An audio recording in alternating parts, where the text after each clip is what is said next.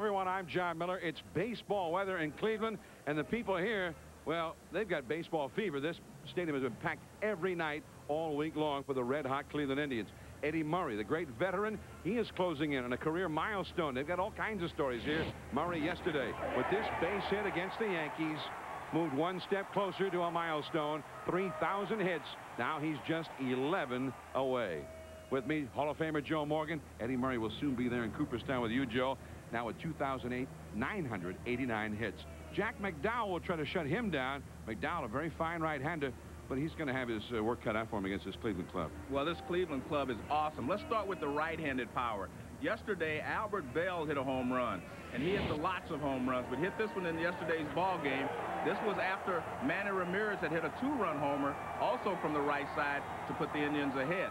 Now, look at the left-handed power. You have Eddie Murray, of course. You have Lofton. You have Tomei. You have so many good hitters. Sorrento. They're all hitting close to 300. They're all in double figures in home run. Just an excellent ball club. And when Eddie Murray accomplishes the 3,000 hits and the 500 home runs, only Willie Mays and Hank Aaron has preceded him in those categories. He's got a shot to do both. Now, for Cleveland, remember all that great hitting that Joe's been talking about, but they also lead the American League in pitching. And Charles Nagy is one of their very best, a tough right-hander facing the Yankees tonight. Got a very good forkball. And he's one of the best-kept secrets in the American League. He has been the leader of this staff for a long time. But he'll have to face the likes of Paul O'Neill, who was last year's American League batting champion, Don Mattingly, Wade Boggs. And the good thing for Mattingly, he says he's been feeling well. He's starting to swing the bat better, and he should do something special in the next few days. The Yankees went 9-0 against Cleveland last year, and they've won one out of the first two here, so we'll see what happens.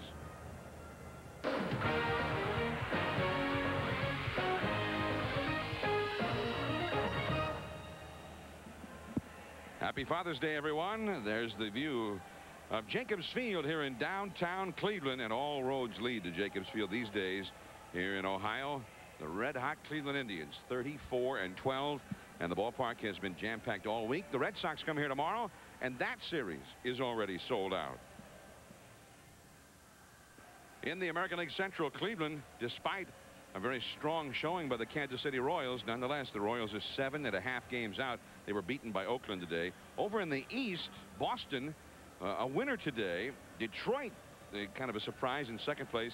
And the Yankees down near the bottom with the slumping Orioles, who lost their 7th in a row today. And Buck Showalter may be in the hot seat. How long can you have a losing record with the Yankees and remain manager of the Yankees? And that's a question only George Steinbrenner can answer. For the Yankees, here is Buck Showalter's batting order. Luis Polonia left field. Wade Boggs hits second and third. Paul O'Neill in right field. Mike Stanley hits cleanup. Mattingly at first base hitting fifth. Danny Tartable, the DH. Tony Fernandez back from the disabled list hitting seventh. Randy Velarde is a second baseman hitting eighth. And Bernie Williams is in center field hitting ninth. On the mound for Cleveland, there's the right-hander, Charles Nagy. And there's Charles Nagy. Like I said, one of the best-kept secrets in the American League. Let's take a look at his grips and the pitches that he throws. Well, we'll take a look at them a little later on because they're about ready to start down there. So Luis Polonia will come up. You see Nagy 4-2. He pitched a real strong one here last Monday against the Baltimore Orioles and won that ball game 4-3. He went 7 innings, allowed only 1 earned run, and had 7 strikeouts, only 1 walk. Well, what he has to do is keep the ball down, and he has a good sinker, and that's the pitch that he'll need against the left-handers on the from the Yankees. Luis Polonia off to a real slow start this year. That's a very poor batting average for him. And he takes strike one call. And already you're going to hear how the crowd is into a ball game here, into every pitch. A very lively crowd. They've certainly got pennant fever, and they're entitled to it here in Cleveland. They've waited since 1954, so I guess so. They haven't won a pennant since '54. They haven't even been in a pennant race come September since 1959. Not even a pennant race. And it's too low with a fastball. 2-1 the count. Cleveland has won 17 of its last 20. And here in Cleveland, people are a little nervous even that they're doing so well because they've had so much disappointment in years past. That is a foul out of play off to the left. Let's take a look at the pitch grips for Nagy. That's the sinker. And he also throws a four-seam fastball, throws a split-fingered fastball. This is his curveball or breaking ball, and he throws a circle changeup. Those are his pitches, but his sinker has to be working. There's that breaking ball, but he just missed outside with it. Full count to Polonia, which is what every manager likes to see from his leadoff hitter to start a game. Make that guy show his repertoire. 3-2. Still 3-2 as he fouled that one back. One of the things you will see from Nagy is when he throws the curveball to the left-handed hitter, he will try to throw what they call the backdoor curve. He'll start off the plate outside, and he'll try to get the outside corner with it. Well, Polonia has drawn a leadoff walk to get the Yankees started. And let's take a look at the defense for the Cleveland Indians. They had 2 Gold Glove winners last year. And Omar Vizquel at shortstop and Kenny Lofton in center field. 2 very good defensive players. And if you're going to nitpick about this ball club, you'd have to start and say the only problems they may have during the course of the year is defense. They're next to last in the American League as far as errors is concerned. Only the White Sox have a worse defensive record so far. Wade Boggs hitting .285. Fastball is high. Tony Pena behind the plate. In the absence of Sandy Alomar, who's been on the disabled list all year. Now Pena will run out and talk to Nagy. But even losing Alomar, who they figure will hit a lot better than what Pena has been hitting, Pena still is excellent at handling a pitching staff. Very good handler of pitchers. He calls a good game, keeps his pitcher in the ball game, as you see. Right away he runs out and talks to Nagy, stays on top of him. And he demands that they concentrate very hard. There's Mike Hargrove, the manager of this Cleveland ball club. Albert Bell in left field. And Wade Boggs is out number 1. John, one of the things I've always questioned about, a guy like Boggs, who is such a great hitter, is that he doesn't try to pull the ball when he has that hole on the right side. Because your normal second place hitter, if he's left-handed, would try to hit the hole on the right side. That would put runners at first and third. But Boggs is pretty much a straightaway hitter. So therefore, I wonder why they don't hit and run more with him. Especially with Polonia, who's a pretty good base stealer over there. Here's O'Neill, and Nagy steps off the slab, looking Polonia back. Polonia has 6 steals for the Yanks in 7 attempts. Beautiful day in Cleveland. Got near 90 degrees in downtown Cleveland, here near the shores of Lake Erie. That's Sorrento. Get 1 at second. Vizquel back to Nagy. Swing! He missed the bag at first base. The throw was there in plenty of time, but you can see, he says, I'm not even going to argue with you. Right there is where you step. Good point there. Well, that's a very difficult play. Yes, for a pitcher on the move. Well, the pitcher's moving. Now he has to catch the ball and find first base. And you can see clearly that he is off the bag. He does not tag the bag. He's there in plenty of time, but you see both feet are off the bag when he makes the catch. I mean, if he touched it at all, it was before he got the ball. Yeah, before, after the ball was in the air. Now here is Mike Stanley. O'Neill at first, 2 down. Strike 1. Stanley is hitting .289, 5 homers, 23 batted in. And when they're healthy, this is still a pretty good-looking lineup. But Polonia, Boggs, Stanley, Mattingly, Tarnable have all been below what you would figure. Now, if you believe that guys will generally get back to where they usually finish, and the Yankees will start hitting much better as the season goes along. Boggs figures to go up 40 or 50 points even from where he is. But then again, it's very difficult to forecast anything this year with the shortened spring. A guy like Boggs sat out for 8 months in the strike, and he's never done that in his life before. So it's difficult to predict how these people are going to fare this year. But he does have a track record that you can point at, and you would think that that he's going to hit well over the entire season. Nagy misses. It is 3-1 to Stanley with Mattingly on deck. But John, the question I have is, if you're a team that does not hit a lot of home runs, the Yankees are lacking some power, and you do not have a lot of speed, I think you have to hit and run. You have to figure a way to manufacture runs. You can't play station-to-station baseball. Buck Showalter, the Yankees just have not had any kind of speed at all, but they have actually hit with much more power. Last year, they led Major League Baseball in offense. They scored a ton of runs, and they figured that they would again, but it hasn't worked out that way. So but remember, we pointed out earlier this year that last year they didn't have a lot of injuries early in the season. Now they've had injuries. O'Neill running, and the 3-2 pitch is ball 4, the second walk of the inning by Nagy. So he starts off struggling with his control here, and now Mattingly will try and deliver some offense for the Yankees. Mattingly hitting only .263. He's had a lot of ailments that have slowed him down, but as he told you, Joe, he said he's healthy now. Well, he says he's been seeing the ball well for about a week now. But the problem is, when he was not seeing the ball well, he developed a lot of bad habits. And he's trying to correct those now that he can see the ball well again. He had actual eye trouble. That's a base hit to center field. Here comes O'Neill around third, and he'll score as Lofton comes up with it.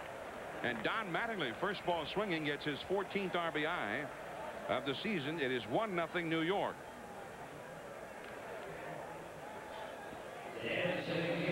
Well, Mattingly talked about the ball running away from him and going back to center field before the game. He said Nagy throws a good sinker away. This pitch is diving away, and he just does not try to pull it, just lines it straight back through the middle for a base hit. That's what good hitters will do with the tough pitch. Here is Danny Tarnable, and look at those numbers. Terrible. .229 average. 3 homers, 18 driven in. He whacks one down the left field line. That one is off the base of the wall. Stanley's in to score. Mattingly into third, and a stand-up double for Tarnable. And both Mattingly and Tarnable have had first pitch base hits with RBIs. 2-0 New York. Well, you mentioned Tarnable had been struggling, but he gets a pitch that he likes here, and he just attacks it. Looks like a sinker that really didn't sink. And Tarnable really ripped it down the left field line. It hits the wall, and he has a double. Mattingly goes to third, and the Yankees score their second run here in the top of the first inning. But remember one thing, the game doesn't start here in Cleveland until they get down 4-0, John. Yeah. Cleveland has won 11 games in its final at-bat, including 5 where they were trailing in the 8th or 9th innings. I mean, this club's ability to come from behind has been uncanny. Danny Tarnable, one of the few times I think he's been able to smile in this 1995 season. George Steinbrenner, the Yankee owner, criticized him publicly earlier this year. And Tarnable, supposedly, according to the New York papers, asked out a one-ball game last weekend, saying that just he was in such a poor mental state that he couldn't help the club that day. And there's a ball, and the Yankees have made no secret of their attempts to trade Danny Tarnable. There's Tony Fernandez, who's also had injury problems, just recently coming back from the disabled list. And we know Fernandez is a much better hitter than 200. Switch hitter, batting left-hander, 2 runs in. And that fastball is over the outside. By the way, we're talking about Mattingly and his eye problems. Mattingly suffered a viral infection in his right eye. He actually had to go to Johns Hopkins Hospital in Baltimore for some treatment. And he missed a number of games, and that's right at the time that the Yankees went to the West Coast and fell apart. Right after he got that injury, they lost 9 out of 10 on the West Coast, and they really haven't recovered since. Well, make no mistake about it, when you take someone like Mattingly out of any lineup, it's going to hurt. I mean, it just throws them off kilter. And I think that's part of the problem. They've just had too many injuries to have a consistent offense this year. 2-1 to Fernandez. And 3-1. Fernandez, this guy's always been tough in the clutch. He was with the Reds in the National League. And when he went back to Toronto, he helped them win another World Series a couple of years ago with some great hitting. Had a great World Series, in fact, against the Phillies. 3-1. And he draws the walk. That is the 3rd walk of the inning, allowed by Nagy. The bases are loaded. 2 runs already in. And, Joe, we have an early moment in this game that you could classify as perhaps a key moment here. Well, it is a key moment because, I mean, with Jack McDowell on the mound, and Jack has started to pitch well for the Yankees, The Indians should not fall too far behind if they expect to come back. But I think he walked Tony Fernandez there, John, because he didn't want to give in to him with first base open and a right-handed hitter coming up next. So he threw him a 2-1, 3-1 curveball. This is Randy Velarde. Low, missing badly with the fastball. Now, ordinarily, Pat Kelly would be up here for the Yankees. A very fine second baseman, but on May 31st, he went on the disabled list with a torn ligament in his left wrist. And Kelly was one of the few Yankees who was off to a fast start. He was hitting .315. So Velarde is in there hitting .225. Well, he helped chase the bad one. How does that happen? Well, what happens is he misses with the first pitch. You say, well, he's going to give me a good pitch to hit now, and I'm going to jump all over it. He throws the pitch you're looking for, which is a fastball, but you chase it. A lot of times you look for a curveball, you swing at it one in the dirt. You look for a fastball, you swing at one that's out of the strike zone. Way outside the breaking ball. 2-1. 3 men on, 2 men down. There's Mattingly, who drove in the first run. He's at third. Tartable, who drove in the second run, at second. Fernandez, who walked at first. And the Cleveland bullpen is getting busy. All 3 of the runners ready to go on anything here with 2 down. Yanks ahead 2-0. Mike Hargrove wondering what's happened to his fine right-hander. And 3-1. And Pena will run out to talk to him. There's Jason Grimsley, the right-hander, warming up in the Cleveland bullpen. By the way, Cleveland made a move today. They brought up Greg Olson, the former closer for the Baltimore Orioles, who'd been in Buffalo for them, and they sent out Dennis Cook to bring in Olson. They designated Dennis Cook for assignment. The bullpen's been a real strength for them this year. And it goes to 3-2. So now they'll all be running.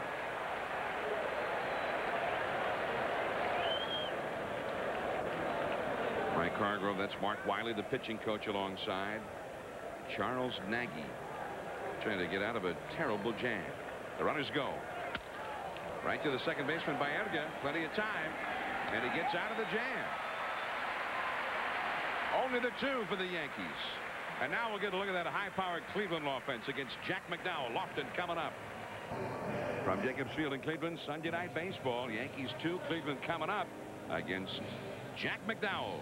Mike Hargrove, knowing that his ball club is capable of scoring plenty of runs. First in the league in hitting and runs scored and home runs. Kenny Lofton in center. Omar Vizquel at short.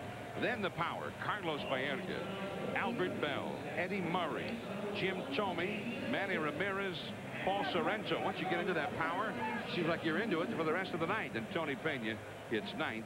He's the catcher. From Baerga to Sorrento, all 6 of those guys are big-time home run and RBI man and 300 hitters as well. There's Jack. Numbers not very good, but he could well have won 3 or 4 more games. We asked McDowell before the game to describe his repertoire for us. Fastball, which I kind of hold in between a 4-seam and a cross-seam fastball. A split-fingered fastball, which I hold with the seams, and a curveball, which is pretty much your basic grip, so that I keep one finger off top. Well, here he goes now to Kenny Lofton, probably the best leadoff man in the game right now, and he takes a strike call. Lofton at .337. John, you look at the record of McDowell, and he's 2-4, but he could easily be 4-2. He's had some games where he's pitched well enough to win, but the bullpen couldn't hold it. And I talked to Tony Cloninger, the pitching coach, and he said there's real problems of happened this year when he would hang the splitter. He couldn't get it down. That's a major pitch for him. He'll throw that at almost any time. 2-1 to Kenny Lofton. Lofton last year won his 3rd consecutive American League stolen base title and his 2nd straight Gold Glove award, and he hit .349 last year before the strike.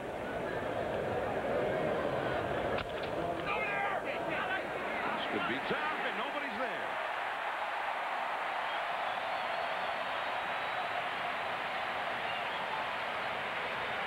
Well, this is what speed will do to you.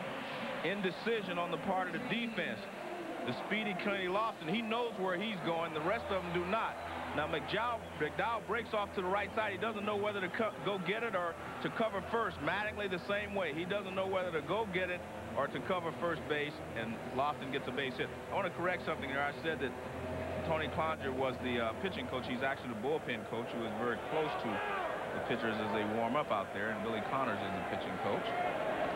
Omar Vizquel comes up now. Vizquel, a switch hitter, hitting .249, 4 homers, 22 batted in. He's one of the 2 hitters in this batting order the teams look at when they face Cleveland and say, you've got to pitch to these guys. These are the 2 guys you've got to get out. Right. Don't ever walk them. And yet, Vizquel can be tougher than you might think, and he's had a very hot week. He drove in both of Cleveland's runs here in the Friday game of the Yanks, which the Yankees won 4-2 in the 9th inning, breaking a tie. Last year, the Yankees went 9-0 against Cleveland. And, of course, over the years, Indians fans have a long memory of the Yankees coming in here and destroying the home team. 2-0 Yanks ahead, and Lofton back to the bag again. Lofton with 15 steals has not been running as well this year as he has in the past. Had some leg problems. However, he says right now he's back running as well as he ever has. So we'll see. Well, he's been caught 8 times, so 15 and 8, not a good percentage. There he goes. Strike ball. He's got number 60.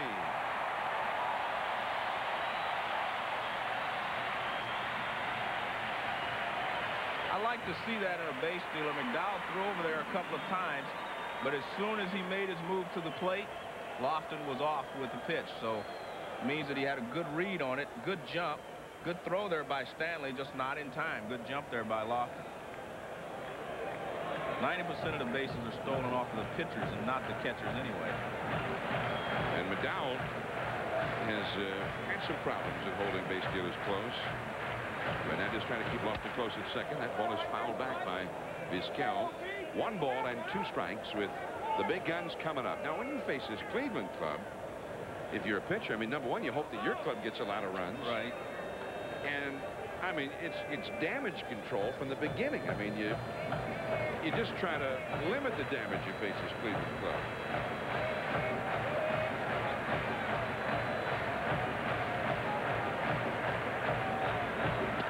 There are offensive teams that can intimidate a pitching staff, and the Cleveland Indians are one of those teams. And you can see it in the way that the pitcher throws to these hitters. He's afraid to make mistakes. He tries to be more careful, and when you're more careful, you make more mistakes. 2-2 the count. Fernandez breaks in behind the runner at second, and McDowell steps off the slam. It's the other aspect. I mean, Lofton is very distracting to a pitcher.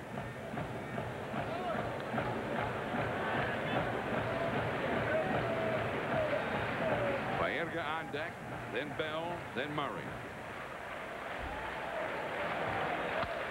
Down the right field line, hooking, and back in amongst the spectators. Foul. 2-2. Now, one thing about this Cleveland club to keep in mind, Baerga, Bell, and Murray.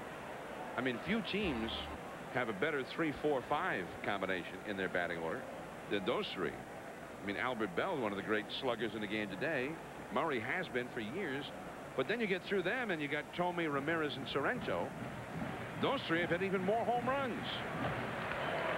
Popped up foul back behind the plate. Stanley gives chase, but it's over the screen and out of play. Tomey, Ramirez, and Sorrento, hitting 6, 7, and 8, have combined for 38 home runs. Ramirez and Tomey 13 apiece. Sorrento 12. That is special. I mean, a lot of teams like to have those guys hitting 3, 4, 5 for them. There's Albert Bell, the cleanup hitter. He hadn't even really gotten hot yet this year. Baerga before Bell. And McDowell bluffing Lofton back to the bag at second. 2-0. The Yankees ahead. Now McDowell would really like to shut down Cleveland in this first inning and hold that lead. There's the pickoff, and Lofton is back. Well, Fernandez has been trying to hold Lofton close at second base. He's been faking and doing a lot of things. Finally, he gets McDowell to throw back there.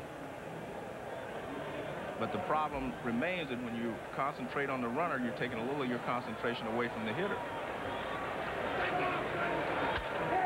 That's a base Here comes Lofton for the plate, and O'Neill will not throw. Just like that, Cleveland has a run back. Now the power is coming up. When you talked about Lofton being maybe the best leadoff man in baseball right now, that's a great example of what he does.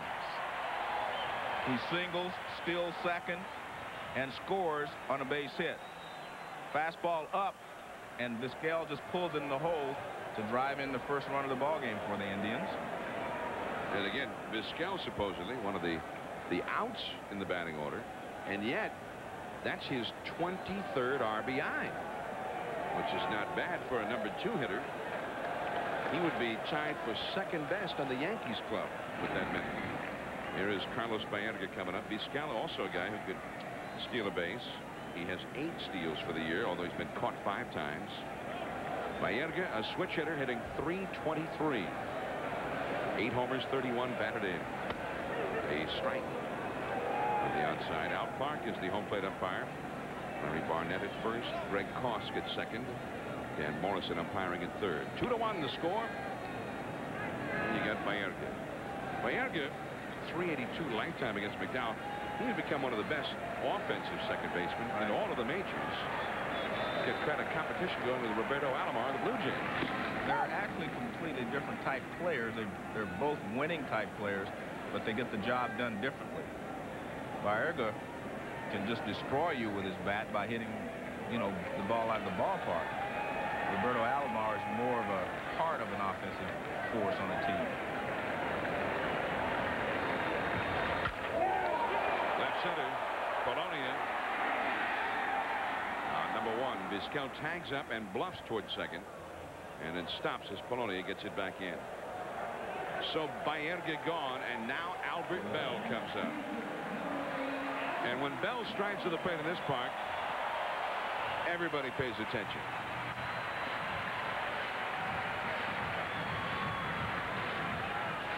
Albert Bell. He is 28 years of age, out of Louisiana State University.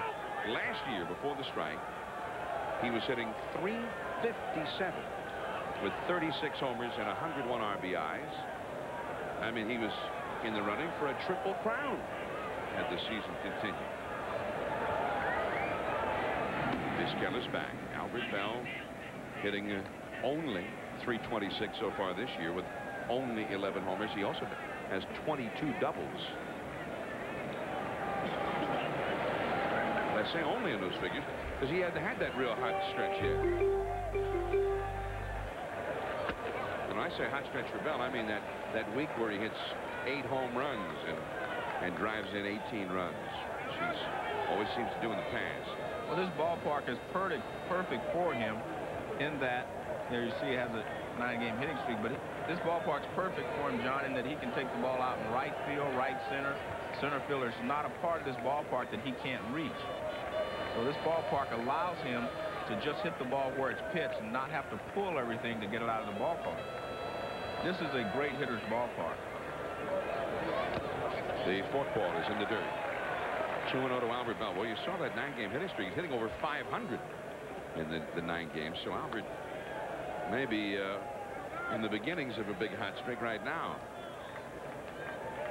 Just a very destructive hitter, and I don't know if anybody takes a harder swing than Albert Bell up there. But it's a controlled hard swing, John. He's controlled, and then he's very aggressive. Then he attacks the ball. 2-0, big pitch here. The short could be 2. Fernandez to second 1. Velarde to first. 2. Double play, and the side is retired. The Yanks still lead. It's 2-1 New York.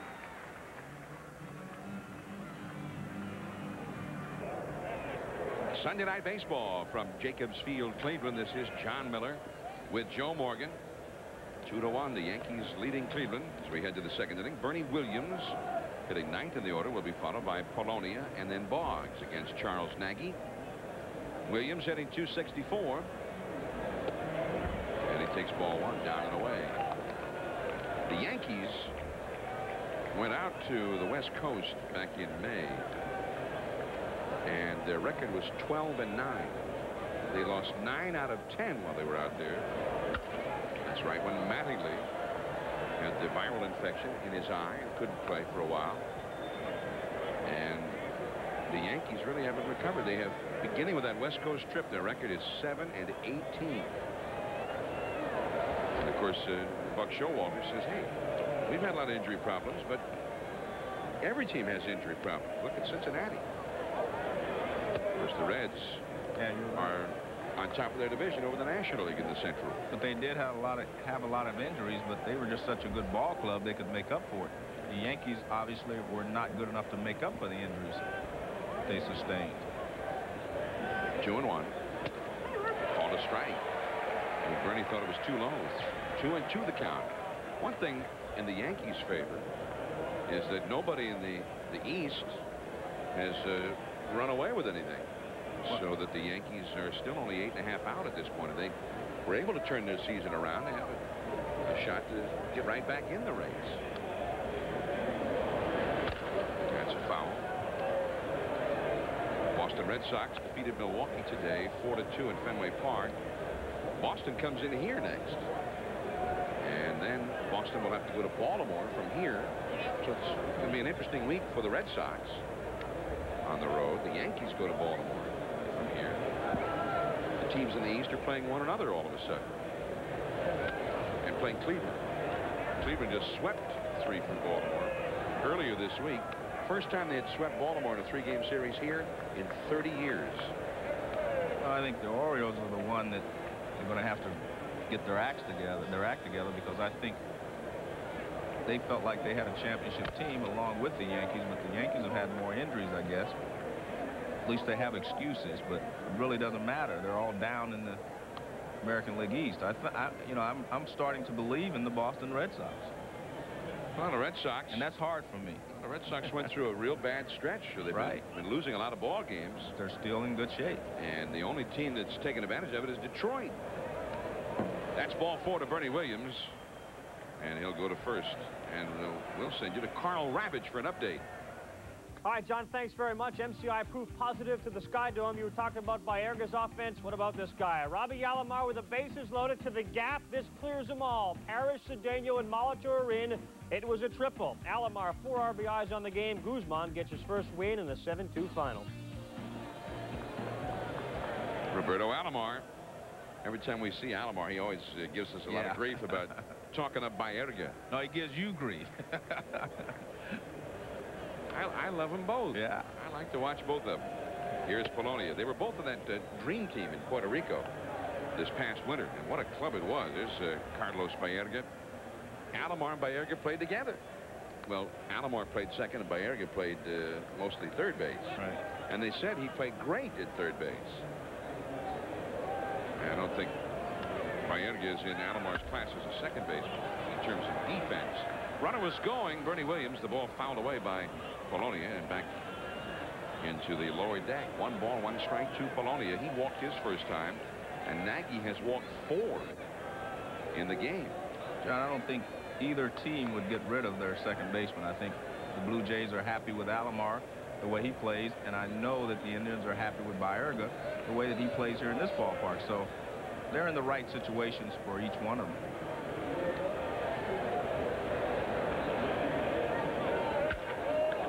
Left center hit pretty well. Lofton way back there.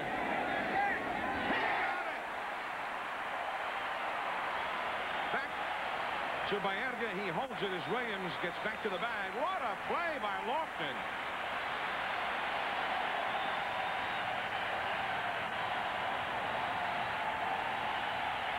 Jacobs Field is on its feet, saluting that play.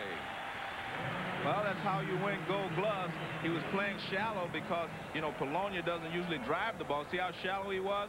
Now, he makes up a lot of ground while this ball is in the air, and he knows exactly where he is, makes the catch, then he bangs the wall. Excellent outfielder. That's how you win Gold Gloves. Now Wade Boggs, flied out to left his first time. Bernie Williams, the runner at first. He has 4 steals. Boggs at 283 now. A little bit below his lifetime average. Maybe 40 points, 50 points below. Ken Griffey Jr. is how you measure all center fielders, not just in the American League, but in all of baseball, because he is the best. But Kenny Lofton runs the ball down almost as well as Griffey. Kenny Lofton. What a story. That's a called strike 2 to Boggs. Boggs, by the way, lifetime .335 hitter. And he hit over .340 last year. 0-2, though, to Boggs. Of course, Boggs is no stranger to 0-2. He doesn't seem to be ready until he's got 2 strikes on him half the time. 2-1, the Yanks ahead, second inning. 1 out, 1 on. Baerga, the ball hits slowly. You get the 1 in second, and Vizquel has no play at first. Vizquel's got the moves of the acrobat over there at shortstop. He really has helped solidify their middle infield. Vizquel, another Gold Glove man up there. Well, the ball was hit too slowly for a double play. You see Baerga throws to second, and because Bernie Williams is bearing down on him, Vizquel shows you the acrobatics that he has from the shortstop position. Now Paul O'Neill. O'Neill's got a little hamstring strain right now. It's plaguing him. And Buck Showalter says he's just hoping that it doesn't get worse. That's a foul off to the right. O'Neill has also spent time in the disabled list. This guy won the batting championship last year in the American League. He has really blossomed as a hitter since coming to the American League. Well, it took him a while, John, because they platooned him when he first got there. He took a long time to earn the right to play against left-handed pitchers. That's right. Yeah, and you're talking even after he got to New York. Even after, yes, after he got to New York. It took him a while. But I mean, you have to give him credit. He proved to Showalter that he could hit left-handers, and he ended up leading the league in batting. That's a great accomplishment. O'Neill hitting .315 at the moment this year. He hit into a force play his first time tonight. And Nagy spins one in there for a called strike 2. O'Neill had a sprained right wrist that put him on the disabled list earlier this year. And the wrist is still not quite right. And he also has that little hamstring problem now. So the Yanks just have a lot of aches and pains. And they're a veteran club, which you might expect. That one is hit deep into right center field. Way back there. Way back. And gone! A home run for O'Neill. His 7th home run of the year. And it is 4-1 for New York. And this is the way the Yankees hit last year when they led the majors in offense. Well, O'Neill is a good low ball hitter.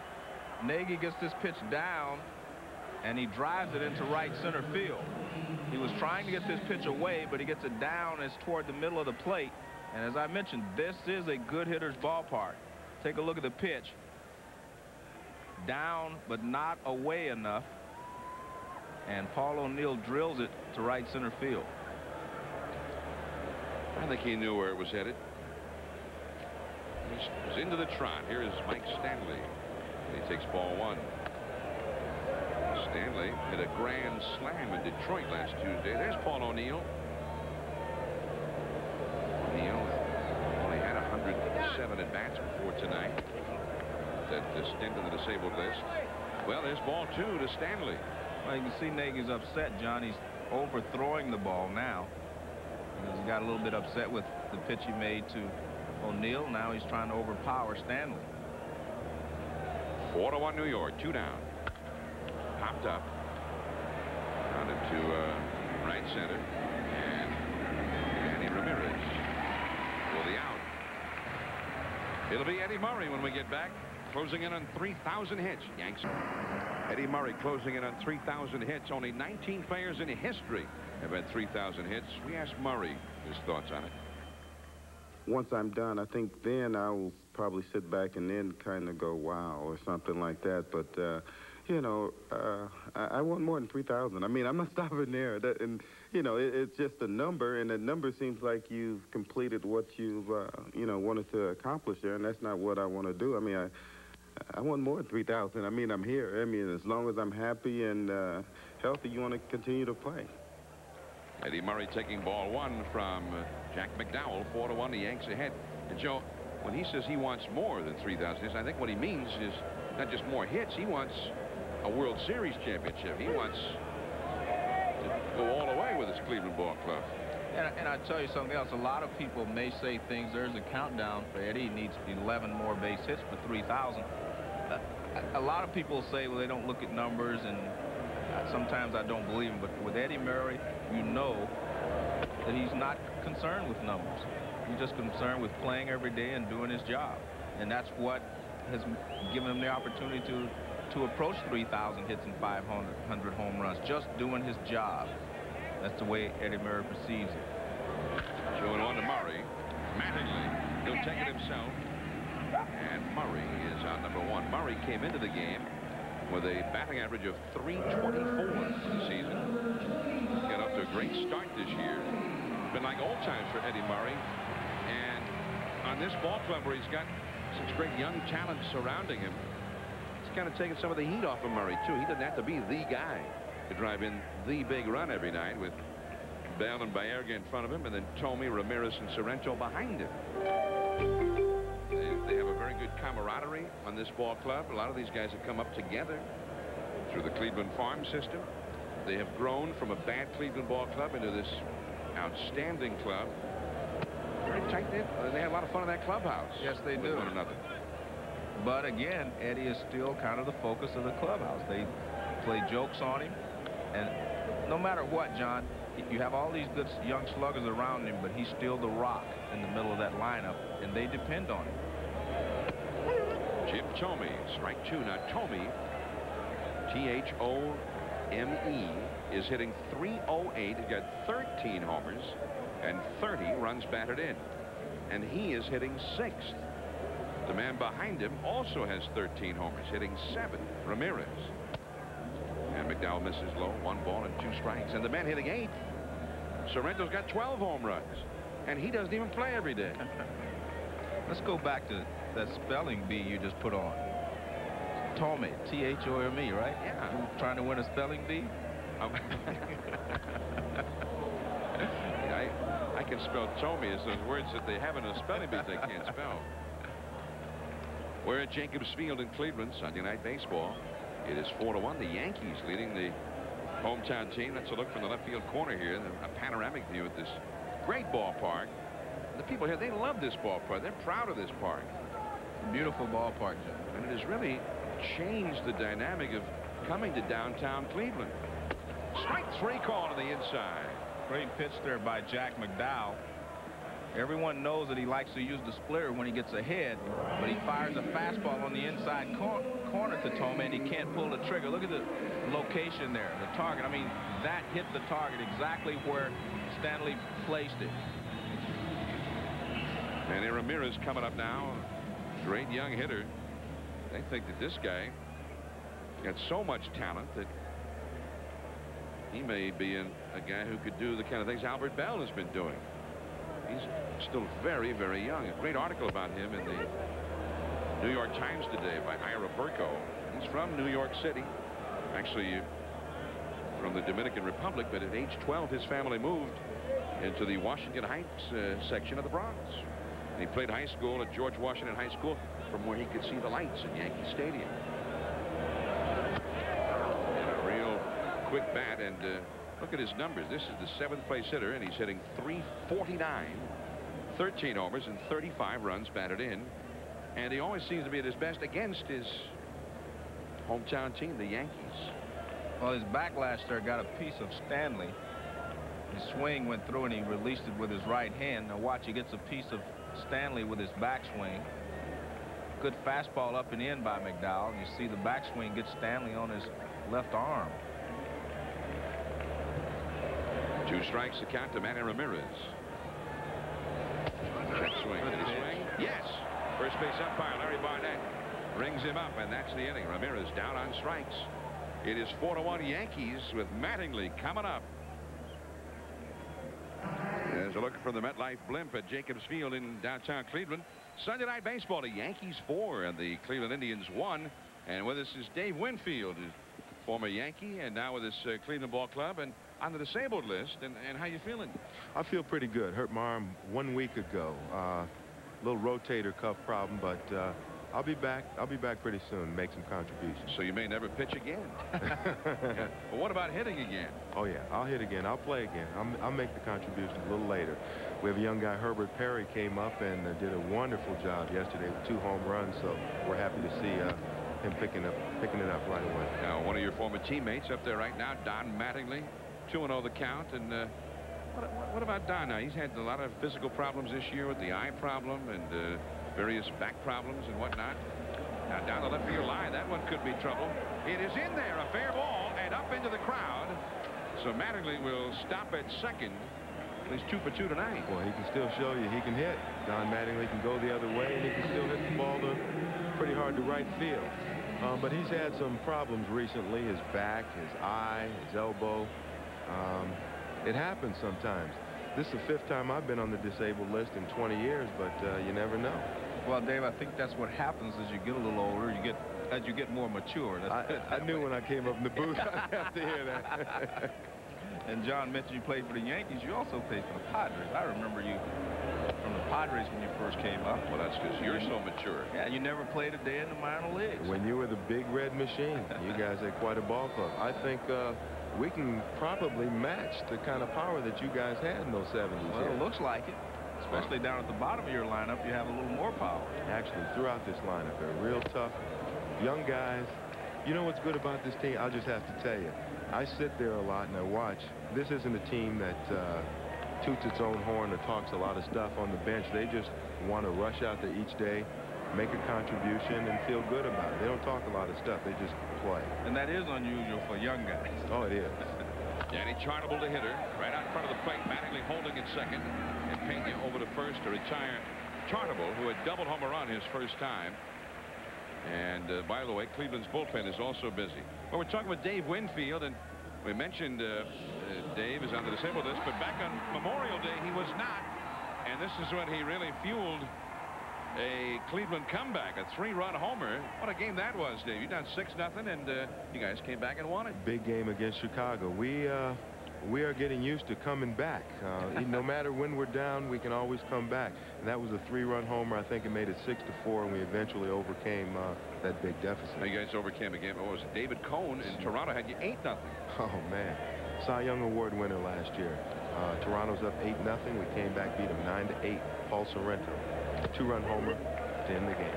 Here's Tony Fernandez, and he takes a strike. Now, you were with that Toronto championship club, 92. Right. Got the game-winning hit. Now, compare that club. Yeah, game-winning hit in the World Series against Atlanta. Compare that club with this Cleveland club. Very similar. Talent up and down the order. We know that we're in the ball game every day. We know if we do what we're supposed to do, we have a very good chance of just coming out on top.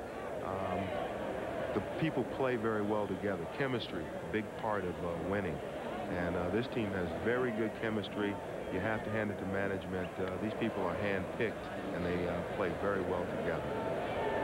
1-1 to Fernandez. Velarde on deck, and a foul ball. 1 ball and 2 straight. Now, when you talk chemistry, though, I mean, it's 34-12. A lot of teams can have good chemistry. They can go 34-12. No, but this has not only talent, but the people get along well together. We don't have a lot of cliques on this team. We have a lot of veterans that help the young guys. The young guys listen to the veterans, and you might see anybody out with one another on any given evening. If you understand what I'm saying, the guys get along well together. There's Eddie Murray. Tell us about Eddie. I mean, he's closing in on 3,000 hits. But your numbers for the career very similar with Eddie. Very similar. Eddie's going to get his 3,000 hits. Unfortunately, he may not get it at home. I think he's got 3 more games on this homestand. He needs 11. We have been very close on home runs and RBIs for so many years. And I'll tell you, when he was in Baltimore in the 80s, I thought he was the best clutch hitter in the game for almost a decade. Left-handed or right-handed, he beat you. Have you talked to him about 3,000 hits and approaching it? Has he done anything differently than you did when you were getting close? No, not really. He's just steady. Eddie doesn't really talk a lot about it. He doesn't like all the fanfare. He doesn't do a lot of interviews about it. I probably did a lot of interviews and talked a lot about it, but he hasn't really gotten stuck on any particular number. He just goes out and gets 1, 2, 3 hits a day. He's had some leg problems that have limited him to his first base play, but he's going to get 3,000 and quite a few more. He'll play another year or two as long as he wants. 2-2 to Fernandez here with 1 out in the 3rd. The Yankees ahead 4-1. Mattingly at 2nd. Nagy on the hill for Cleveland. And it goes to 3-2 now. Let me ask you a question, Dave. If you were starting out today and you had a choice of getting 3,000 hits or 500 home runs, which would you choose? Which would be the more meaningful to you, I guess? 3,000 hits. Okay. When I came into the big leagues, I just wanted to. I didn't know what I was able to do. Let's wait for this play. Sorrento to Nagy covering, and Fernandez is retired with Mattingly taking 3rd base. 2 down in the inning, and Velarde coming up. I honestly just tried to get hits, RBIs, and home runs came 3rd in my mind. Well, that's good. That's why I wanted to know. I asked Eddie, you know, similar question, and Eddie says basically like you, he just wanted to hit. He just wanted to hit, drive in runs, and help his team win, and hit the ball hard every time he went to the plate. So I had no idea. I had no idea what I was capable of doing. I was a pitcher out of college in the College World Series. Here's Velarde, who grounded out his first time. But I mean, if you are able to get your 500 home runs, you're being in a unique situation. We take a look at you hitting for the Yankees, but like I said, I saw that swing in San Diego first, and it has remained very similar throughout your career. It sure has. Yeah. I don't know what to tell you. What about those years at the Yankees? I mean, when you look back at it now from a distance, I mean, it was a turbulent time. Yeah, it was bittersweet. I mean, the guys were always great that I played with, and those are fond memories. Some of the best players in the history of this game. That is into right field for Velarde, base hit. Mattingly will score, and now the Yankees are ahead 5-1 against Cleveland. Let me say it's not over. Here, Let me just tell you, it's not over. You guys fall behind every game so you can make a dramatic comeback. Is that it? I don't know. We don't try to do that, but everybody's up for us. I mean, they come in here. Cleveland is no longer a secret. The secret's out. They know this is a good ball club. Look at the fans. They come out every day. It's sold out. One of the few parks in baseball. This is the place to play some baseball. So they come in ready, and we got to put on our game face. Looks like we're going to have to make another comeback tonight. Here's Bernie Williams now. Jacobs Field. I mean, what a ballpark this is. It's a beautiful facility. I think you both know that historically, I mean, the old ballpark was perhaps the worst. I mean, it was the oldest facility, 80,000, maybe you get 10,000 a night. It's 40, 42,000. It's almost sold out every night, and it is just a beautiful, scenic place. Now, heading for second, Velarde. Wow. Was able to throw him out. Dave Winfield, good luck to you. When are you going to be back? A couple of weeks. I'll just anticipate a couple of weeks. I'll keep working hard. I work harder on the disabled list than I do on the field, so sooner the better. Thanks, Dave. Back in Cleveland as Paul Sorrento leads it off against Jack McDowell, taking strike 1. Sorrento, the 8th place hitter, hitting .270, but with 12 homers and 34 batted in, and he's not even an everyday player. As a lefty that starts, almost invariably he sits. That's strike 2 with a fastball. So he's had 12 homers in 111 at bats. He's averaging 1 homer every 9.3 at bats. I tell you something, though, John. The Indians are famous for their comebacks this year, but Jack McDowell is getting better as this game progresses. He struggled a little bit at the beginning, but he's throwing the ball very well now. And you don't beat up on Jack McDowell when he's right. Randy Velarde throws out Sorrento, 1 away in the 3rd inning. 5-1, Yanks ahead. The MetLife blimp, co-piloted by Snoopy, dressed as the famous World War I flying ace tonight. Rather than searching the skies for the Red Baron, Snoopy is enjoying the baseball game here at Jacobs Field in Cleveland. And we're enjoying the shots that they're giving us of this beautiful ballpark, just a jewel. And I tell you, Cleveland, after a Cleveland victory downtown, it's like New Year's Eve. I was here earlier this week when Baltimore was in town for 3. Cleveland swept that series, and after each of those 3 games, the The streets were filled with people and cars, and they were all beeping their horns. It sounded like they had just won a war or something. I mean, every night it's a big celebration downtown after a Cleveland win. Pena didn't like that call. Neither did the crowd. 1 ball, 1 strike. There's a shot of the Flats area here in Cleveland, a famous area that now is a place to go for dinner and entertainment, nightclubs down there, restaurants. And that misses high for a ball. And Yacht Harbor down there. And the downtown area now filled with people almost nightly, it seems, when it used to be just a kind of a quiet and lonely place. Nice pickup by Boggs. Can he get it? Yes. Wow. Well, that's why Boggs won a Gold Glove last year. Beautiful play. This is a tough play, a lot more difficult than it appears, because he had to play the hop as well as get over and cover the ball. See, the ball's hit down the line. He has to make a couple of steps. Now, here's the big hop. That in-between hop is the toughest hop to play. He gets up and then throws a strike to first base. Wade Boggs has worked very, very hard on his defense and has started to show off the last 3 or 4 years. 2 down, nobody on, and here is leadoff man Kenny Lofton. He has scored Cleveland's only run. He was able to get a dribbler for a base hit. Stole second, scored on Vizquel's single. 5-1, the Yanks ahead. And that's a foul tip in and out of the glove of Stanley. 0-1 the count. Well, our thanks to Dave Winfield. And we wish Dave a happy Father's Day. Dave's got 3 kids. And happy Father's Day to all of you dads out there looking in tonight. We're glad to have you with us.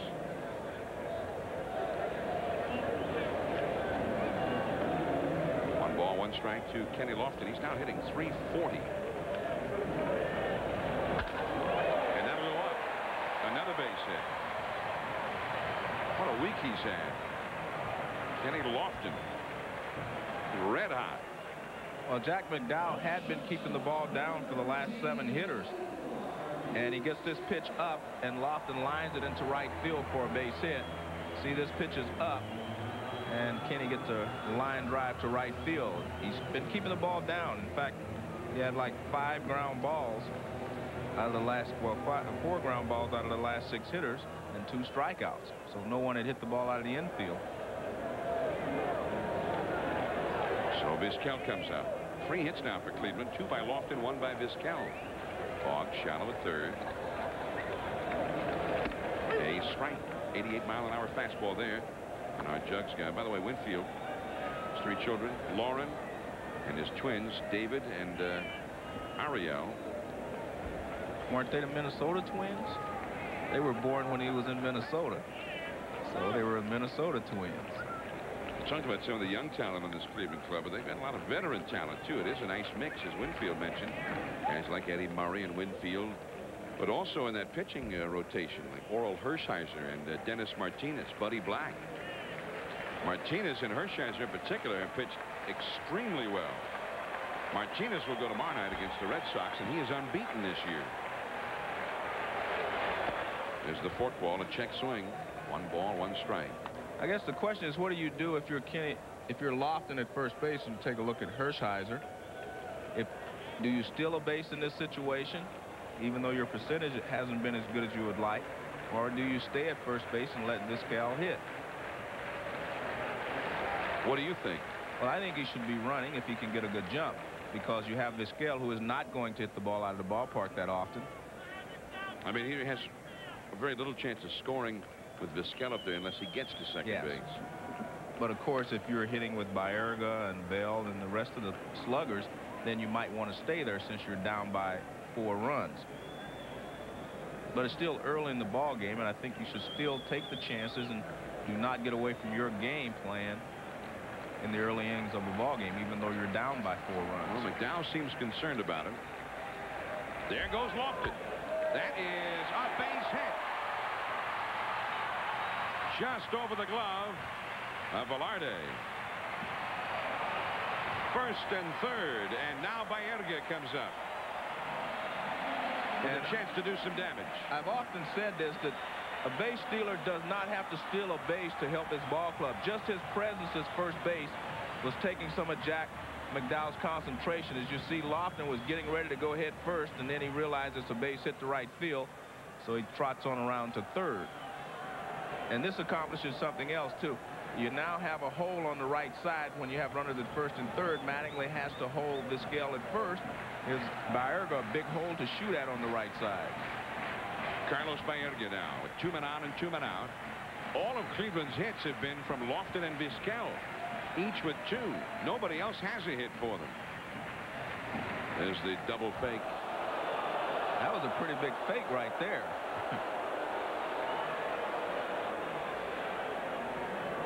I saw him pick somebody off with that move back in May at Yankee Stadium. Picked off Kevin Bass, of all people, at first base. One of 3 pickoffs he's had.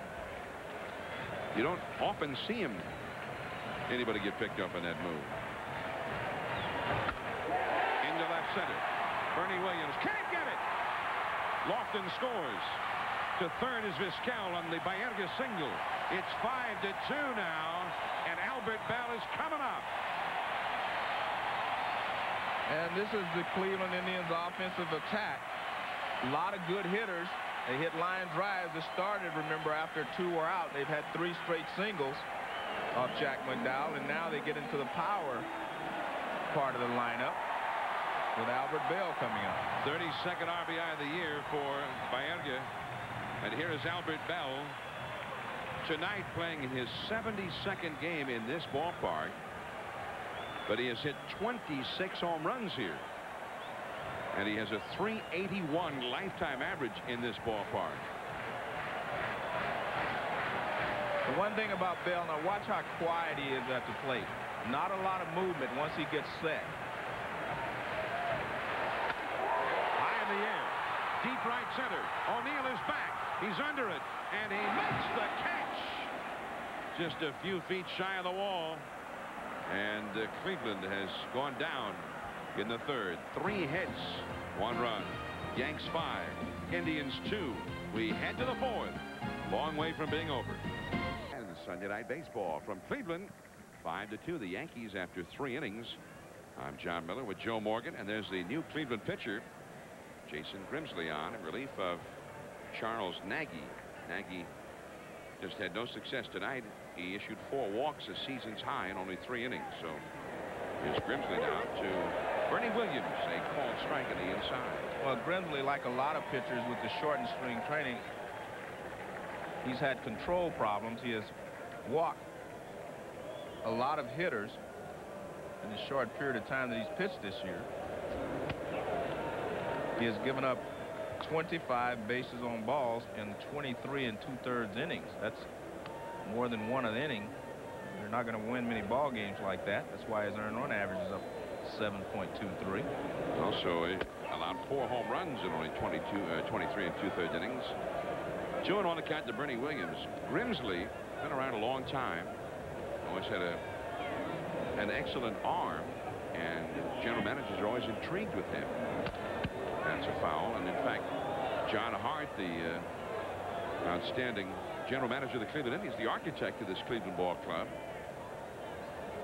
thought about sending Grimsley out when they brought up Greg Olson today, but Grimsley's out of options, and he was afraid of losing him. He just said, hey, we got a great arm right here, and maybe he'll turn it around. There was a time last year where he pitched real well as a starter for Cleveland last summer before the strike. 3-2. They brought Greg Olson up today from Buffalo, one-time closer of the Orioles.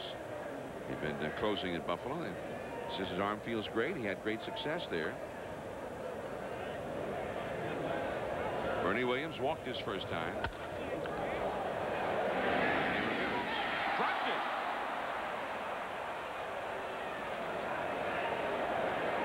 Well, apparently knuckling.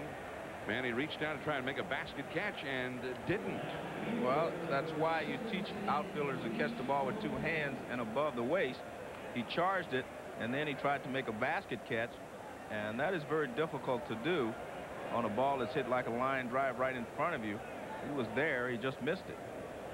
You see Manny is there. It hits him on the hand. Actually doesn't hit the glove. So he's charged with an error. There he goes. There goes Bernie Williams. Right there is Vizquel, and he bobbles it. No out there. And just in time to get Polonia at first. He had a chance to get the double play because he was breaking over the cover. But the ball kicked up off the heel of his glove. And then he had all to get handled just to try and get Polonia at first base. Well, you see Vizquel was going over to cover, so he had to try to backhand the ball. It was hit behind him. It just shows how good an infielder he really is, his hand-eye coordination, how quick he is for him to be able to grab that ball in the air and still make a good throw to first base in time to retire Polonia. Now Wade Boggs, 0 for 2 in the game. Left-handed hitter, and he takes a strike. 0-1, 5-2. The Yanks ahead. And we're in the 4th inning. Charles Nagy went only 3 innings, allowing 5 runs and 5 hits. His shortest outing as a starter since the last game of the '93 season, which was the last baseball game played at the old Municipal Stadium down on the lakefront. Nagy with 4 walks. That's the highest walk total for him this year, and it came in only 3 innings. So he just had one of those bad nights that happen every once in a while. 2-1 to Boggs with Paul O'Neill on deck. It's interesting you talk about Greg Olson. You know, the Indians had to make a decision on him because he had a deal in his contract where if some other major league team wanted him, either the Indians had to call him up or he was allowed to go to play for someone else. And the Boston Red Sox had expressed interest in him. I believe Cleveland, once a major league team expressed interest in him, the Indians had 48 hours to decide whether to just let him go or bring him up to the big leagues. That's when it's down the left field line, but foul and out of play. 3-2 to Boggs. As Olson said before the game to me, he said, hey, I couldn't lose in the deal. Well, he could lose if he didn't pitch well in the minor leagues, but he did pitch well down there. He was going to stay there until he pitched well. Yeah. But he said once somebody offered him a job, he was going to be in the big leagues, whether it was here or somewhere else. Left center, Bell going back. And that is out number 2. Holding at second, Bernie Williams. Paul O'Neill coming up now. O'Neill, last year's batting champion, and he showed some fine form in his at bat in the 2nd inning against Nagy.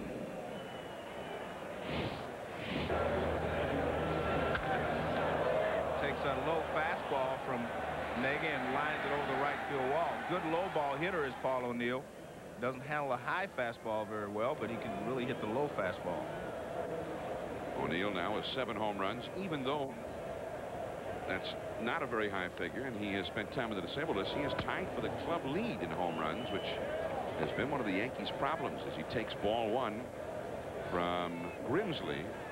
The Yankees, who hit so many homers last year and scored so many runs, they just lacked power this year. And that slider is in there for a strike. 1 ball, 1 strike. So it'll be interesting to see, Joe, what will happen. These guys are going to stay healthy and be back in the lineup now. Mattingly, O'Neill, Stanley. Tarnable can get going if they don't trade him. They'll actually start scoring a lot more runs. That's it for O'Neill. 1 man stranded. Eddie Murray will be coming up when we get back.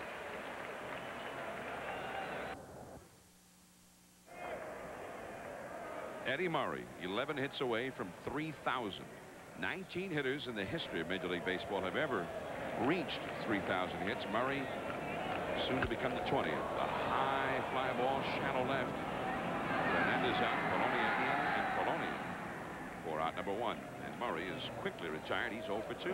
Only 14 hitters have had 500 home runs, and one of them, Mickey Mantle, they were all 2 of the all-time great switch hitters. They're very similar in a couple of areas. Look how they tuck their shoulders in.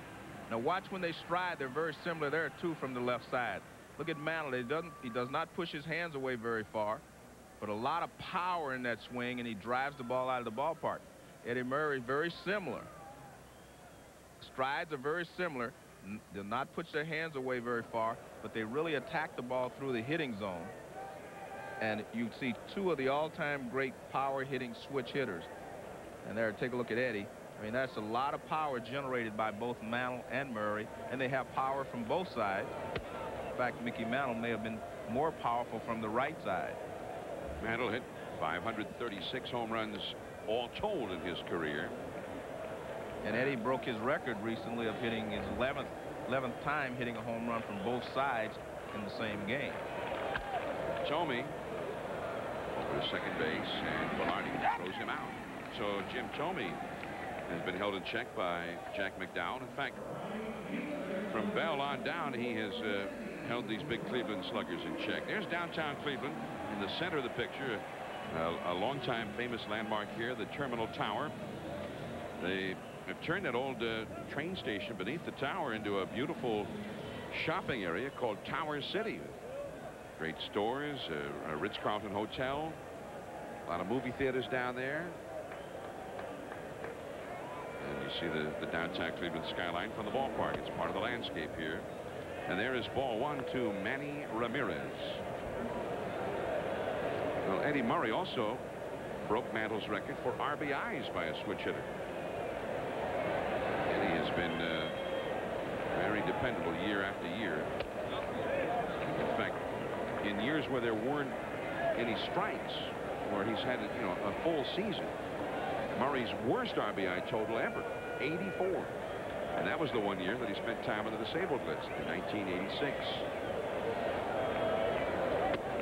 The interesting thing for me, John, is we talked about the 14 players that have hit 500 home runs, but only 2 of those players have also amassed 3,000 hits. Hank Aaron had over 3,700, and Willie Mays over 3,200, and Eddie Murray could be the 3rd. And if it hadn't been for the 2 long strikes, I mean, Murray might be much closer to 500 home runs right now. Look at that. I mean, that's an astonishing statistic as far as I'm concerned. Usually the guys that get 3,000 hits do not come close to 500 home runs. There is an exception. Frank Robinson, I believe, was like 5 or 6 hits, or he was very close to 3,000. He had over 500 home runs. O'Neill in right field. And Jack McDowell retires the Cleveland Indians in order here in the 4th. McDowell and the Yankees ahead 5-2. Stanley, Mattingly, and Tartable coming up. Top of the 5th coming up. Yanks ahead 5-2. Be sure and join ESPN Tuesday night beginning at 7:30 Eastern with the Quest for the Cup Stanley Cup Finals preview show. Then at 8, it's Game 2 of the Finals. The Devils took a 1-0 lead with a 2-1 victory over the Red Wings last night in Detroit. The Devils and Red Wings. Game 2 Tuesday at 8 Eastern. Immediately following the Quest for the Cup preview show. The Devils. How about those Devils? The Devils. Here's Mike Stanley, the Yankees cleanup hitter, facing Jason Grimsley. Ball 2. Stanley has walked and scored a run, and he has flied out to right center. Yanks got 2 in the 1st. Mattingly and Chartable each driving in runs. 2 in the 2nd on the O'Neill 2-run homer. 1 in the 3rd on the Velarde single. Cleveland with 1 in the 1st and 1 in the 3rd. Stanley down the right field line. Could be trouble if it stays fair. And it is a fair ball. He's heading for second. And he'll pull in there with a double.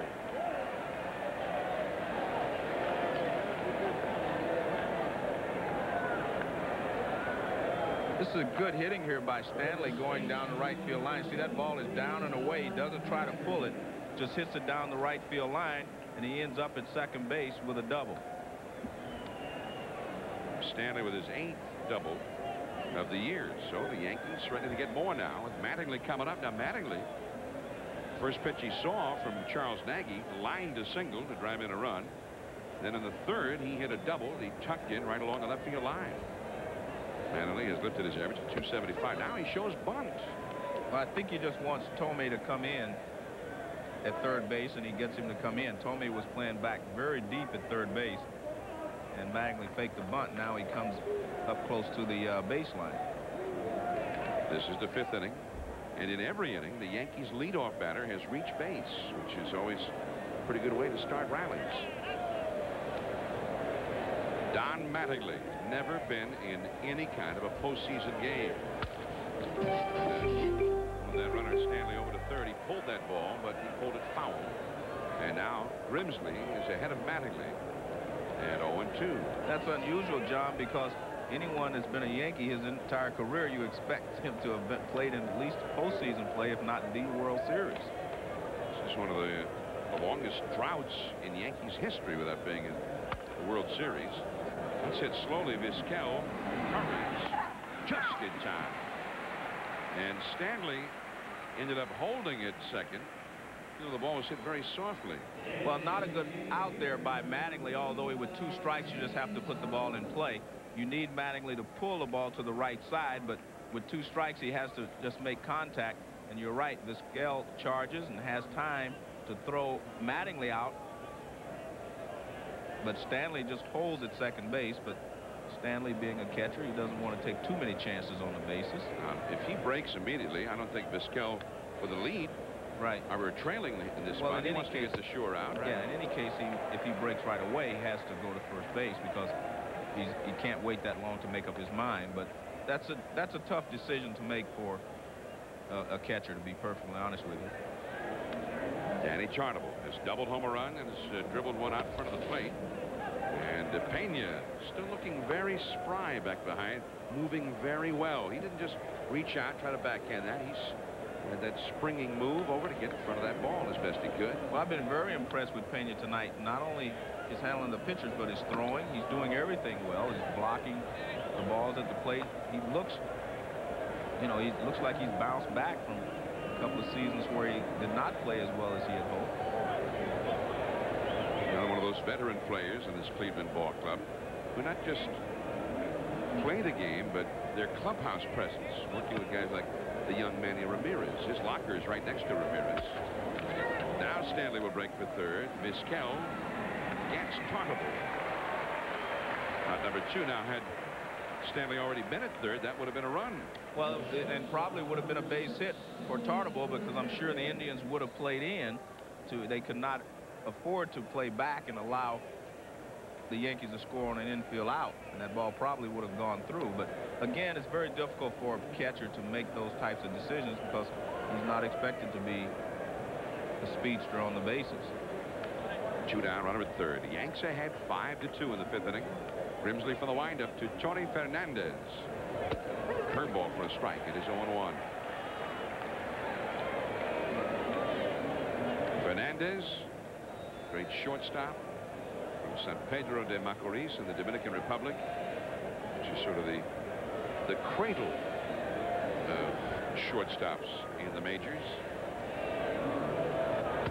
Well, he swung at a bad one there, up around his shoulders. 0-2 the count. Jason Grimsley, his job, just keep the club in the game and give them a chance to come back. Well, 3 runs down is really not a big factor for these Cleveland Indians, except the fact that Jack McDowell is a good pitcher and he can shut them out the rest of the way, or shut them down at least. So many times in baseball today, there's such a shortage of quality pitchers in teams' bullpens. When the starter gets knocked out early, it's 5-2. Sometime by the 5th, 6th inning, it's 10-2, and that's what Grimsley has got to keep from happening. Right side, it's through, base hit. Tony Fernandez gets the clutch 2-out hit. Takes the big turn at first, and he'll go back as Stanley comes in to score. So after all of that, he does score anyway, and it is 6-2 for the Yankees. Well, see, Stanley says I ran the bases exactly the right way. That's a slider he throws to Fernandez, and he pulls it in the hole between Baerga and Sorrento. And the Yankees now lead 6-2. 7 hits for the Yanks now. Here's Randy Velarde. He has driven in a run with a single. It's also grounded out, 1 for 2. Ball 1 outside. Now, last year, this Yankee club scored so many runs. They get great performances from people like Wade Boggs and Paul O'Neill, but also from some of their role players, guys like Jim Leyritz and guys off the bench like Velarde. There goes Fernandez. The ball is looped into center. It's in front of Lofton. Base hit. He's going to throw through to third. Tommy ended up dropping the ball anyway, but he was in there, and Velarde held on at first base. See, John, that's what I like from the Yankees, and I think they need to do more of that. You've got some guys that can handle the bat. When you look at Velarde, Fernandez, Mattingly, Boggs, all these people can handle a bat. Put someone in motion. That opens up holes for the other hitters. You're just not going to be a power-hitting ball club anymore, at least at this stage. Maybe later in the season, if you're hitting the ball out of the ballpark, you do not take these chances. But I think they need to do more of this. And it shows that, you know, you can get runs at first and third and keep the holes open on the infield. Now, Here is Bernie Williams. And he takes the ball outside. Now, one other problem they've had, of course, is their pitching. In the absence of Jimmy Key and Scott Kavanicki, two of their top 5 starting pitchers. Correct. The pitching has been terrible. I mean, they've been way behind in a lot of games this year. And that can hurt your running game a little bit. Check swing foul. I mean, I agree with you 100%, Yeah. but I think they've had a multiplicity of problems. Can you spell that? T-H-O-M-E. Tommy. And the breaking ball from Grimsley misses. Ball 2. Nice save there by Pena. 2-1 the count. Yanks ahead 6-2 in the 5th inning. And here at Jacobs Field, the crowd very quiet, which is very unusual for this place this year. I mean, Cleveland, and they love to play here. Their record in this ballpark, 19-5. This place has been rocking. So it is now 3-1 to Bernie Williams, who has walked and been safe on the Manny Ramirez error. The run is in. The Yanks ahead 6-2. And I like this. Bernie Williams stepped out to look down at third base. He wanted to see if they have the runner going. He is not. But that's the spot you're talking about. Why not start him from first on 3-1? That's Fernandez at third and Velarde at first. Velarde will be running on this one. 3-2 the count with 2 down. Sorrento off the bag now, playing behind him. And now Williams backs away from the plate.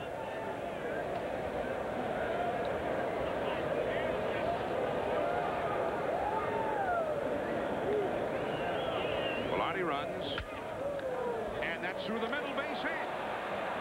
Fernandez comes in to score, and Velarde takes third. And the Yankees lead 7-2 over Cleveland. For the Yankees, it's just like 1994 all over again. Yeah, John, they're doing it with a lot of singles. Not so much with hitting the ball out of the ballpark or even doubles, but a lot of singles. That pitch is right in the middle of the plate.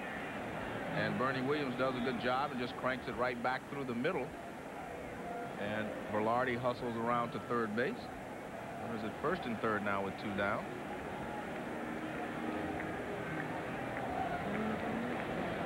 And the Cleveland bullpen gets busy with left-handed Jim Poole, as Mark Wiley, the pitching coach, has gone to the mound to visit with Jason Grimsley. You got 3 straight left-handed hitters coming up here: Polonia, Boggs, and O'Neill. We want to remind you now that voting for the Major League Baseball All-Star team can now be done either at the ballpark or via your computer. The official Baseball All-Star ballot is online on ESPN Net Sports Zone. The internet address is on your screen right now. You can also get ESPN Net on Prodigy. Would you buy me a computer and then teach me how to use it? That's what I was going to say. I wouldn't know how to. I couldn't help you after I gave it to you. Bring it to me next week, will you? Here's Polonia. First ball swinging in the air to left center. Albert Bell takes it. Polonia 0 for 3 now with a walk. The Yanks get 2. Halfway through it, Yanks lead it 7-2.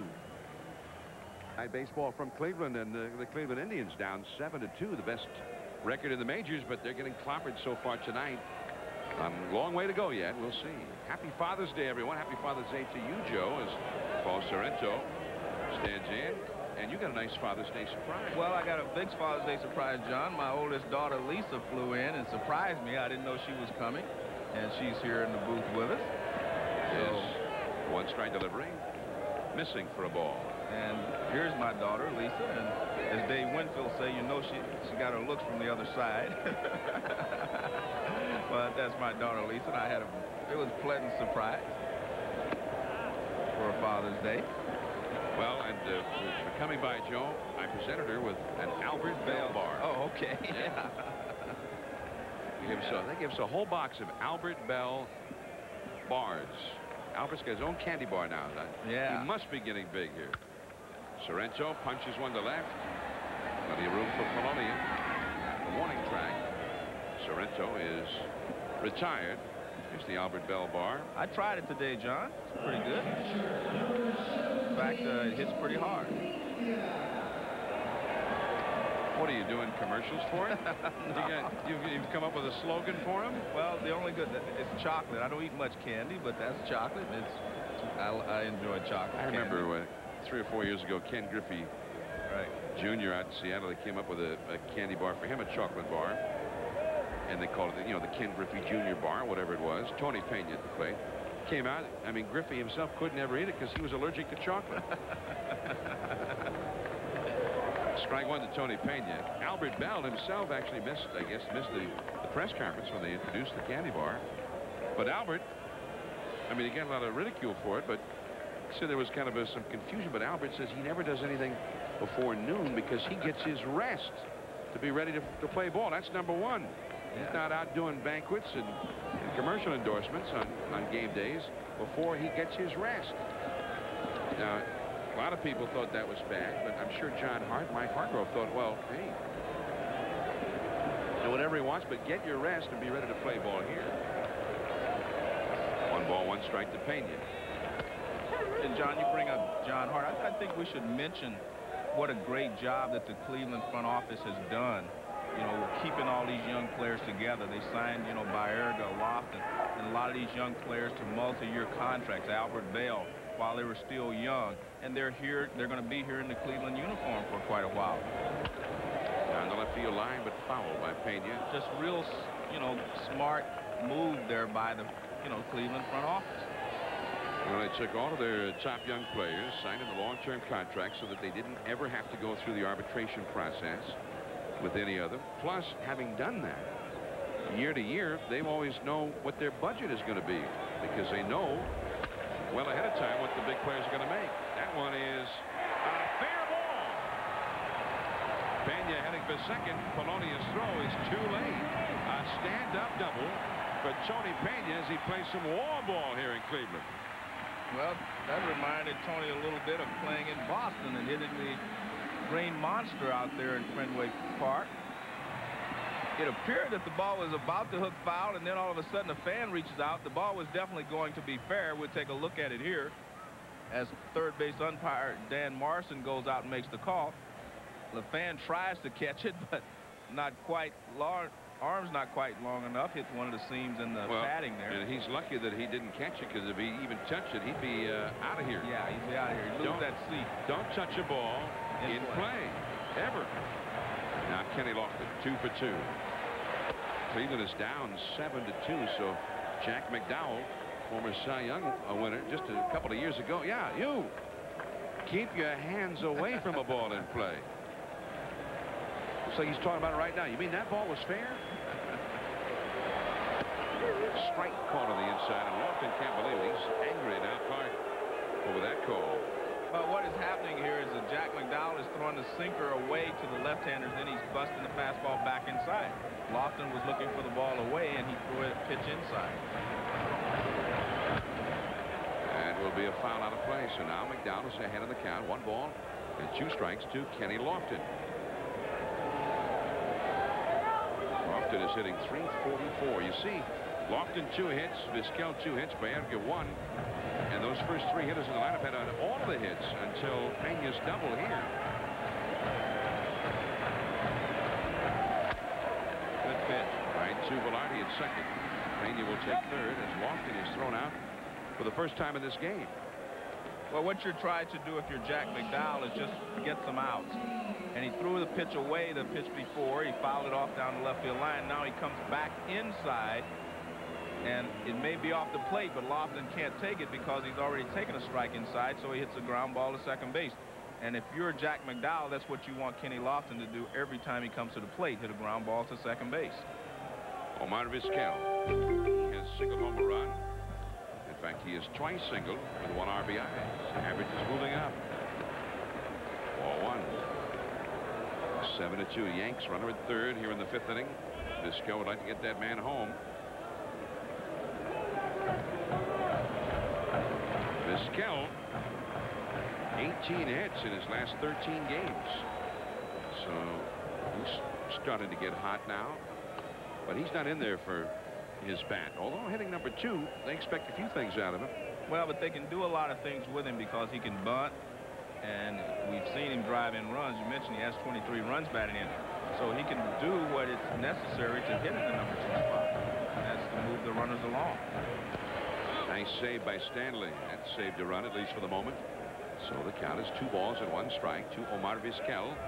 Now, if he could get the hit here, he knocks in a run, but also keeps the inning going for Carlos Baerga, who's on deck.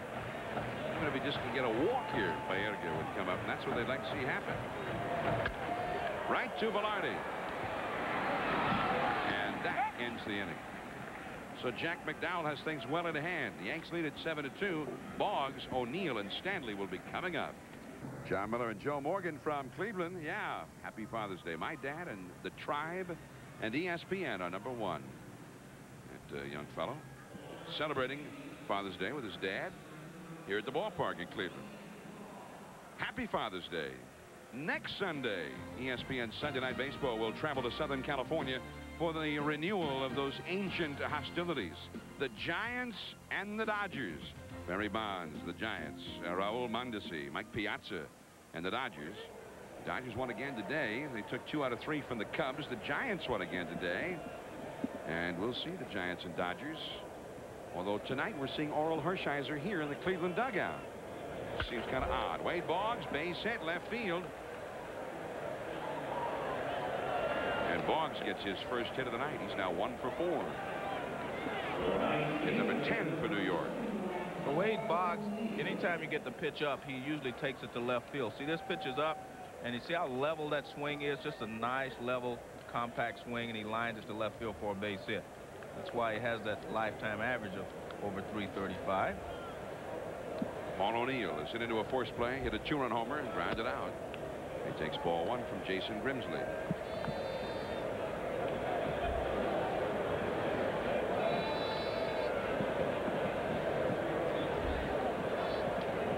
O'Neill hitting .318.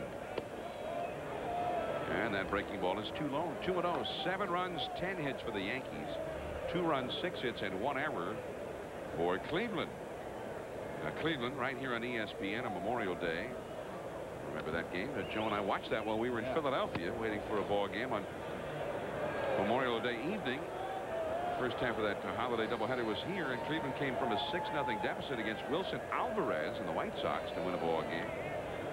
7-6. And more recently, that's ball 4 to O'Neill. They came from an 8-0 deficit against David Cohn and the Blue Jays. And won a ball game. Hit a couple of home runs in the 9th inning. Tomey's 2-run shot won that game. So this is far from over. However, they've got to make sure that it doesn't get out of hand here in the middle innings. I mean, there's coming from behind 7-2, and then there's 12-2. That's a little different story. Mark Wiley out, the pitching coach, to speak to Grimsley. 2 men on, nobody out, and the big guns coming up here. Well, you can tell, John, the fans are getting a little restless here. They're starting to boo a little bit because they realize, too, that you cannot fall this far behind Jack McDowell and expect to come back. So they can't afford to give up any more runs. 41,667 is the paid crowd tonight here in Cleveland. There's the view from the MetLife blimp. Snoopy. Captained by Snoopy. MetLife blimp cruising the skies above Cleveland. Powered by twin engines that are capable of reaching speeds greater than 57 miles per hour. Snoopy, too, can navigate at altitudes in excess of 6,000 feet. I was asking if I could just do a little skydiving or maybe some bungee jumping from there earlier today, inspired by the extreme games. And they thought I was kidding. Strike 1 to Mike Stanley. He has walked, flied out, and hit a double. Scored 2 runs. Mattingly on deck. Bullpen activity for Cleveland again. Stanley takes a ball. Stanley hitting .292. This guy has really blossomed with the Yanks. There's Jim Poole, a left-hander, up in the bullpen. The left-handed batter Mattingly is on deck.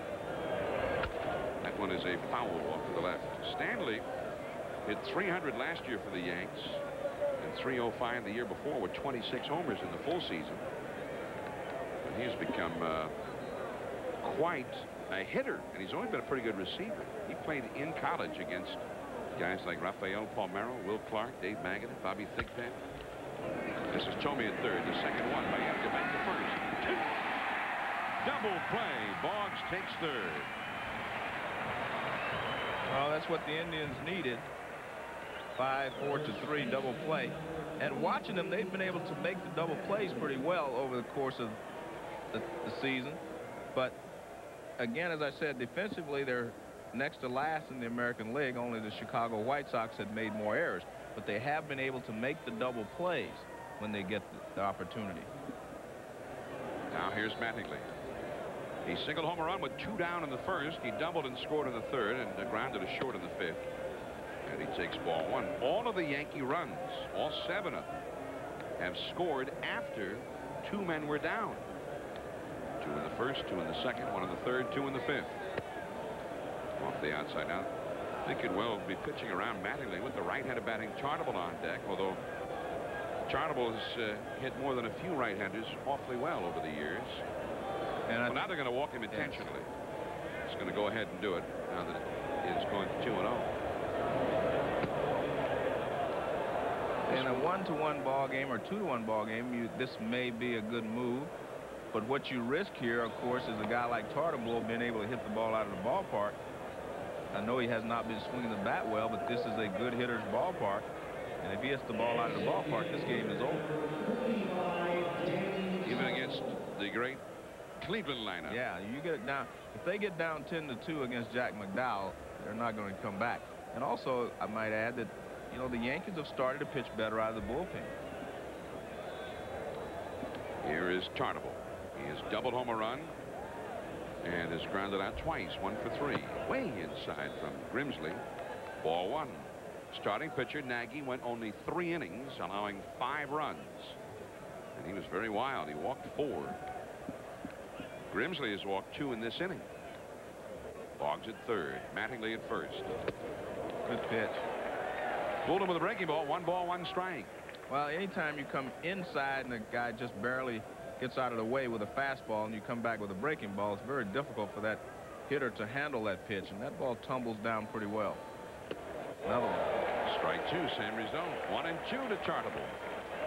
Sometimes when I watch Chartable hit, I'm just not sure that he reads the spin on the ball sometimes.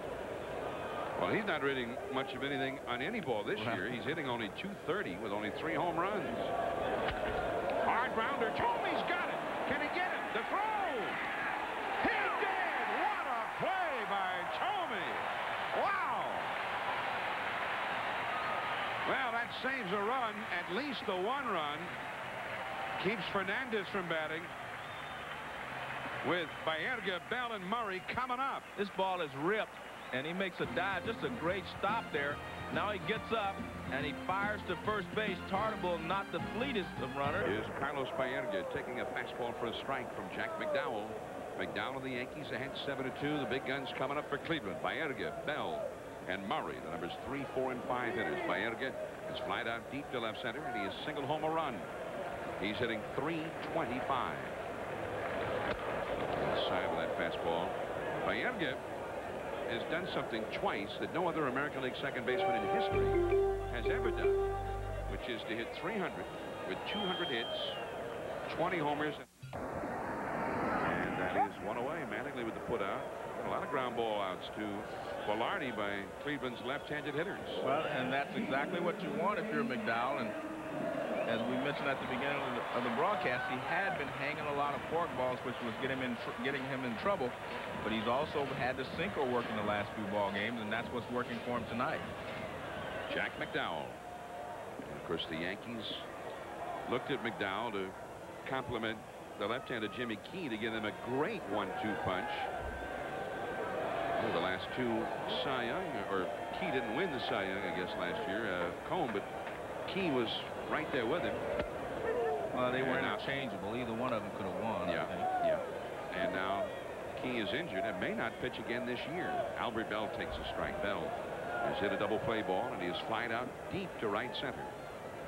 He came within a few feet of a 3-run homer back in the third. The infield really pulled around toward the third base side against Bell. The outfield, though, straight away. He has good power to all fields. In the right field, a little looping liner for a base hit. So Bell is aboard. His first hit of the game, and now Eddie Murray will try it again. He just shows how strong he is, John, by muscling that ball off his fist into right field for a base hit. And watch this pitch is inside. He just muscles it to right field. Look at that. That's just pure strength. A lot of other hitters, that would have been just a soft pop up to the infield. Murray 11 hits away from 3,000. When he gets 3,000, with Winfield also on the roster, Cleveland will become only the second team in history to have two 3,000 hit members at the same time. And they've had 3,000 hits. Ball 1 to Eddie Murray. We're in the last of the sixth inning. Here in the sixth, Baerga's grounded out to second. Bell has singled to right. Now Murray with a count of 1 ball and no strikes. And it's called a strike to the outside. 1 ball, 1 strike out of Murray. That's what you want to do if you're Jack McDowell. Sinker away and try to keep it down. And if Eddie tries to pull it, then you'll get the ground ball for your double play that you're looking for. 7-2, the Yanks ahead. Jack McDowell on the hill for New York. The only other team ever to have more than one 3,000 hit man on the roster at the same time, the 1928 Philadelphia A's. They had 3 of them, including Eddie Collins, Ty Cobb, and Tris Speaker. And that's low to Murray. Ball 2. The last time that Cleveland had a player to get his 3,000 hit while in uniform with Cleveland was 1925, 70 years ago.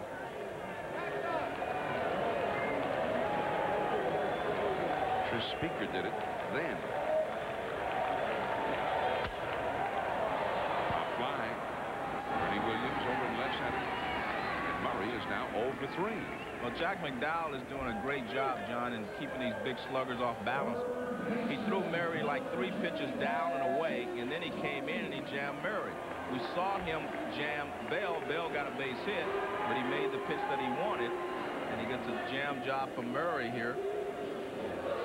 And he has the 1 out. See that pitch in, and Eddie just cannot get the hands out in time to pull the ball.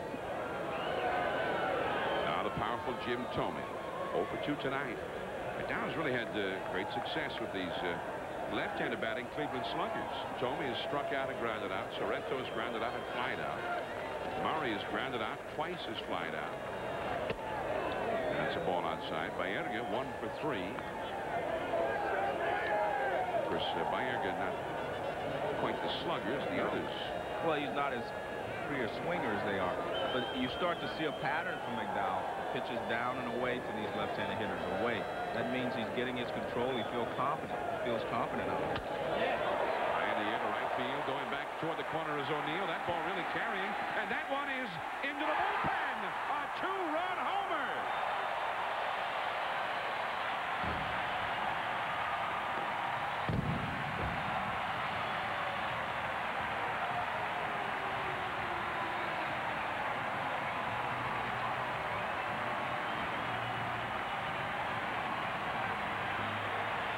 Well, we mentioned this was a good hitter's ballpark, but that would have been a home run in Yankee Stadium as well. McDowell went away, and then he tried to jam Thome, and he doesn't get it in quite enough. See, that ball moved back out over the plate. The one he threw to Eddie Murray stayed inside, and he jammed him. This one moved back out over the plate. Thome got just enough of it to hit it over the wall. You see McDowell, he doesn't think he made as bad a pitch as it turned out. Now Ramirez, and that is ball 1. 7-4. All of a sudden, the Yankee lead is not nearly so commanding. 14th home run of the year for Jim Thome. He now has 32 runs batted in. Alvaro Espinosa down there with him. And that's a called strike. Nice pitch. 1-1. Manny Ramirez is struck out and flied to right. 19 come from behind wins for Cleveland. 10 of them in this ballpark. Well, it just seemed like McDowell was getting in a groove by throwing this left-handers down and away, and then jamming them. That ball just moved back out of the plate and it cost him 2 runs. He's jamming a lot of the hitters. Let's take a look at this home run pitch again and watch where it starts. It's supposed to start inside. It starts on the inside part of the plate. See it move back out over the plate? See, that's the mistake that happens, and that's what you get when you get in trouble. Is you try to pitch inside. If you miss by 6 inches to some of these big sluggers, you pay the price. He wanted a straight fastball there, not the one that tailed back out over the plate. Just off the outside. It is 2-2 to Manny Ramirez. Ramirez, Dave Nelson, Cleveland's first base coach, been around the game a long while. Pretty good base stealer in his time. Thinks that Manny Ramirez has the kind of abilities that he can win a triple crown. Hitting for power, hitting for average. And now it is 3-2 to Manny Ramirez. No, ball 4. Yeah, no, that was ball 3. I was right. Ramirez was remiss. Well, he fooled us all. You're right. He didn't fool Al Clark. No. Worth a try, though. Right? They need base runners. He took off. Maybe they'd agree with him. Well, it's a slider away. Well, actually, that's a fork ball down. And he doesn't swing at it, but he thinks it's ball 4, or, as you say, trying to fool Al Clark. But Al has an indicator, so he knows what the score is. Now it is 3-2 to Manny Ramirez. There's Al. He's been around too long. Be fooled by that. Struck him out. And the side is retired. Well, we got 3 innings to go now. We head to the late innings. The Yankees are still ahead, but not by quite as much. Fernandez coming up. McDowell and the Yankees. ESPN Sunday Night Baseball from Cleveland. 7-4 Yanks as we head to the 7th inning. Now coming up Wednesday night. Wednesday Night Baseball, a doubleheader on ESPN. Brett McGriff, he hit one today in the Atlanta Braves against the red-hot Cincinnati Reds. Here in Cincinnati and Cleveland, they're talking about an all-Ohio World Series, and they're the 2 hottest clubs around. Then at 10:30 Eastern, 7:30 Pacific, Gary Gaetti, he has resurrected his career, and the Kansas City Royals taking on the California Angels, 2 of the most surprising teams in the American League. Chili Davis had 3 more RBIs today, and he's hitting .364. So don't miss it. Big doubleheader on ESPN Wednesday Night Baseball, starting at 7:30, 4:30 Pacific on Wednesday. Cincinnati today beat Montreal 10-7. Cincinnati is now 30-9 since that 1-8 start. And as you see, Jim Poole, a veteran left-hander, comes on now in relief for Cleveland. He's the 3rd pitcher for Cleveland. Tony Fernandez will lead it off against him. I came to Cleveland earlier this week, and I was walking through the terminal at Cleveland Airport. 2 guys are arguing, and it's a baseball argument.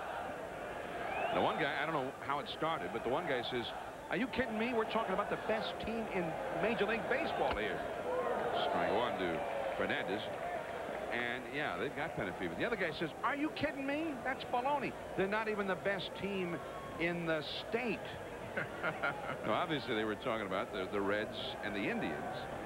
And, I mean, when's the last time in the state of Ohio they bragged about, you know, which team is better? I mean, Cincinnati's had a lock on that for years. And now, all of a sudden, you got the Indians 34-12, Cincinnati 31-17. Well, they're both 2 very good ball clubs, and what we'll have to wait and see with the new playoff format, anyone can get into the World Series because they can knock someone off in a short series. Yeah. And wouldn't that be a shame if you've had a great year? There's Cincinnati atop the Central by 6 over the Cubs, who've been fading of late. In the American League Central, Kansas City lost today against Oakland. Kansas City, unfortunately, is in the wrong division. They're having a pretty good year, despite trading away David Cone.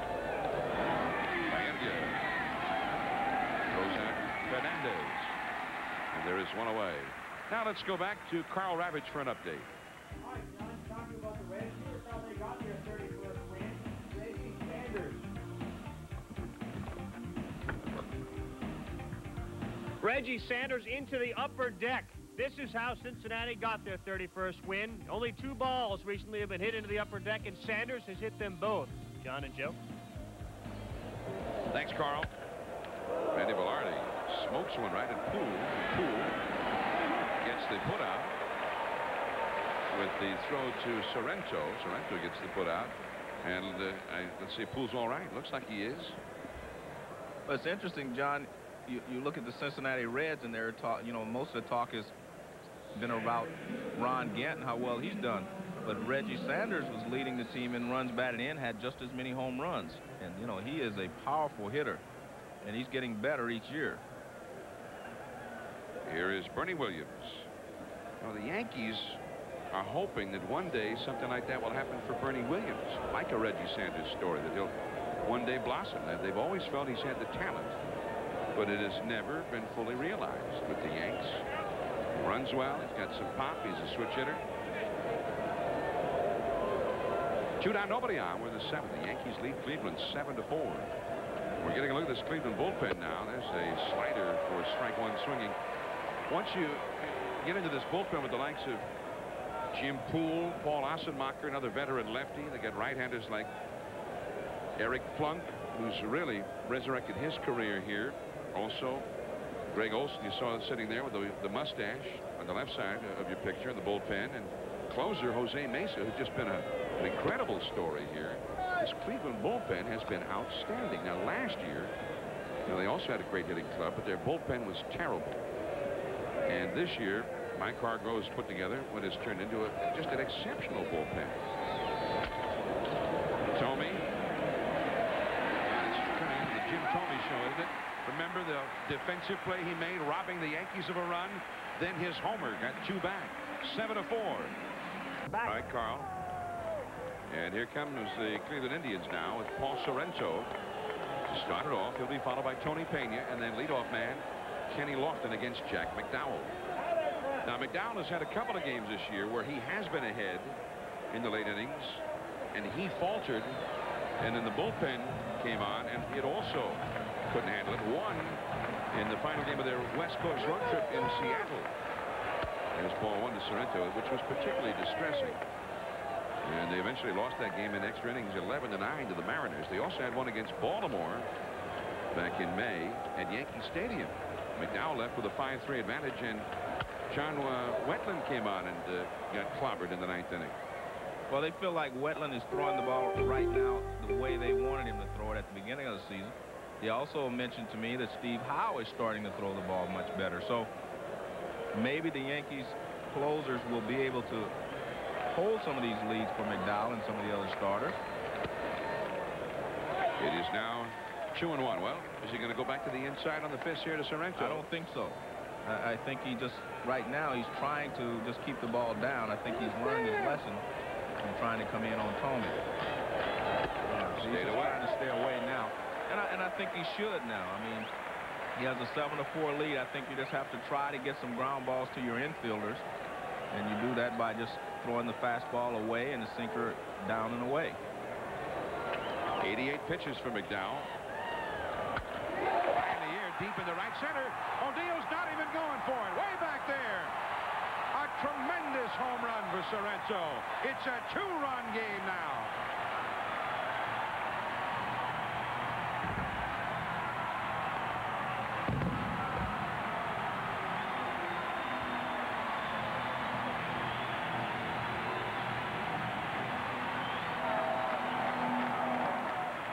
Well, McDowell fell behind at a count 3-1, and with a 3-run lead, you have to try to throw a strike, and that's dangerous against the sluggers on the Cleveland Indians.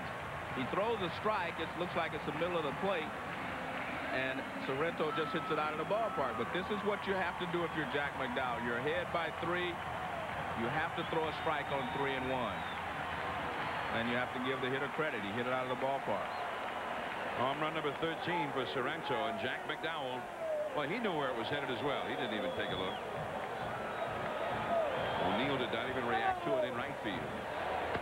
And a mighty cut by Tony Pena. He whacked one near the top of the left field wall down the line his last time for a double. Paul Sorrento, 13 homers in 114 at-bats. He's a platoon player.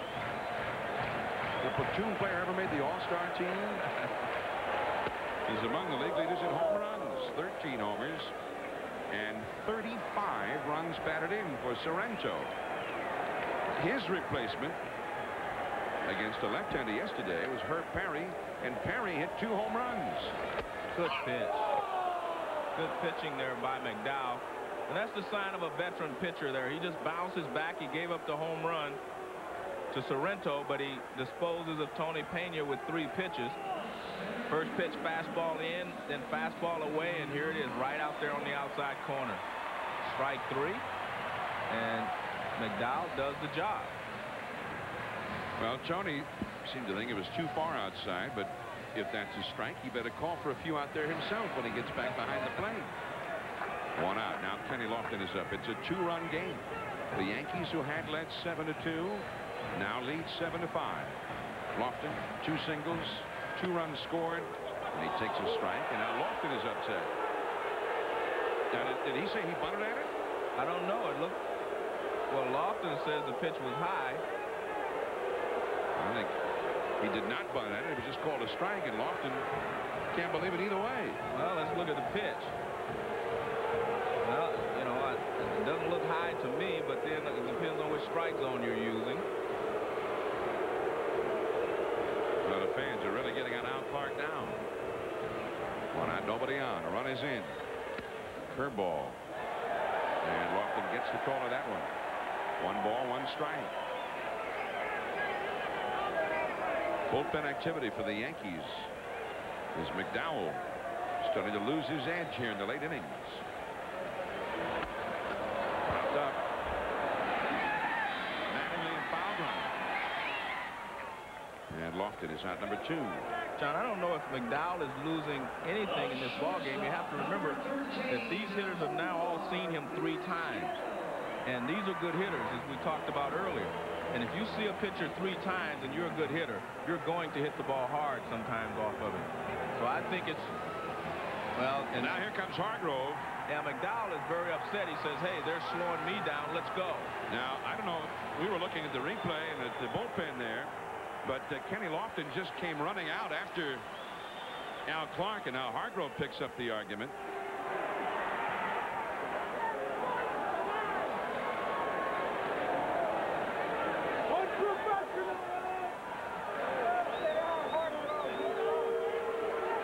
And now Hargrove will head back to the dugout as well. And again, I'm not sure what was going on as to why this argument started up again. Well, I'll only say one thing about that, John, and the fact is that the first pitch was, that first call was a strike, but it was only the first strike, so I don't know why you would get that upset over the first pitch being called a strike, whether it was a high or low or whatever. That's only 1 strike. Omar Vizquel, and it is 2-0. In the bullpen, as you saw, right-hander Bob Wickman and left-hander Steve Howe. Here they are, getting ready just in case. 2 down, nobody on. 7-5 Yankees. 89 miles an hour with that fastball. That's about where he's been all night long with the fastball. I really do not think that he's lost a lot. It's just the fact that you have some good hitters on the Cleveland Indians, and they've seen him 3 times, so now they know exactly what to expect. Over the middle, but there's Fernandez. Quick throw just in time, and that's it. We're heading to the 8th inning. Polonia, top of the order with the Yanks against left-hander Jim Poole. Luis Polonia, 0 for 3 with a walk. Look out. He hits the deck. Now, when we went to commercial, Al Clark received a standing boo from the crowd here in Cleveland. They really gave it to Al.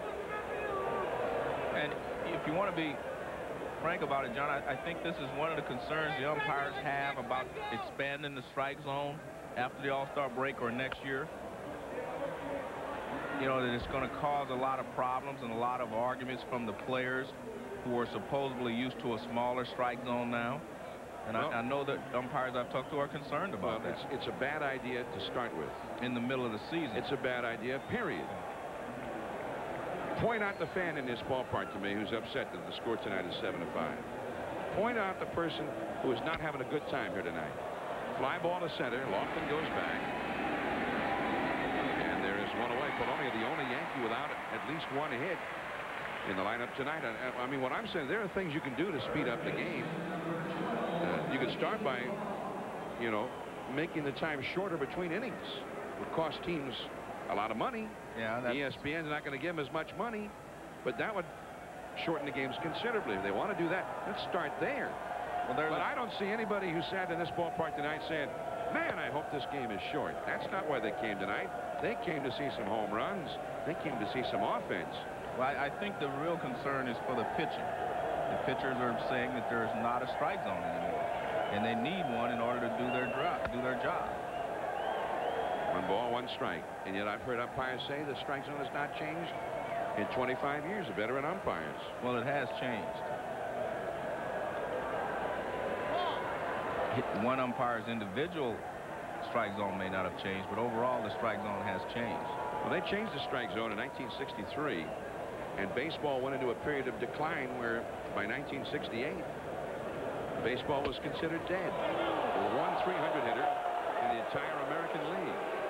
Fans getting on Clark again. This goes to 2-1 on Boggs. I think they need to be very careful when they start talking about tinkering with stuff like that again. It hurt the game badly in the 60s. And I don't understand the idea of saying the game is hurting right now, and so we're going to go back to what did not work in our previous history to try and make the game better. Well, one thing about all the home runs, John, you're losing a lot of subtleties of the game, and you may end up 5 years from now with every team getting 6'3", 250-pound players at every position, and you lose the subtleties of baseball. The bunt, the hit and run. You lose some of the subtleties of the game when all that counts is a home run, and I think that's what some of the baseball people are concerned with. Well, and baseball's been there before. In the 1950s, that's the way every team played the game. High foul out of play down the left field line. I'm not disagreeing with you. Yeah. What I'm saying is, I agree. in the 1960s, Roger Maris hit 61 homers. The Yankees hit 240 that year. The next year, there was expansion of the National League, and huge home run totals again over there. And the powers that be said, this is bad. Ruth's record's been broken. It's out of hand. They raised the mound and they enlarged the strike zone, and baseball's offensive statistics went downhill, and the game went downhill, and attendance went downhill. Strike 3 call. Boggs caught looking. Yeah, but see now.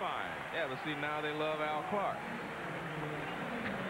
What a great umpire. Well, let me give you one other point. I do not want baseball to turn into something like the NBA or some other sports where the home team seems to get more calls because the umpires are under a lot of pressure.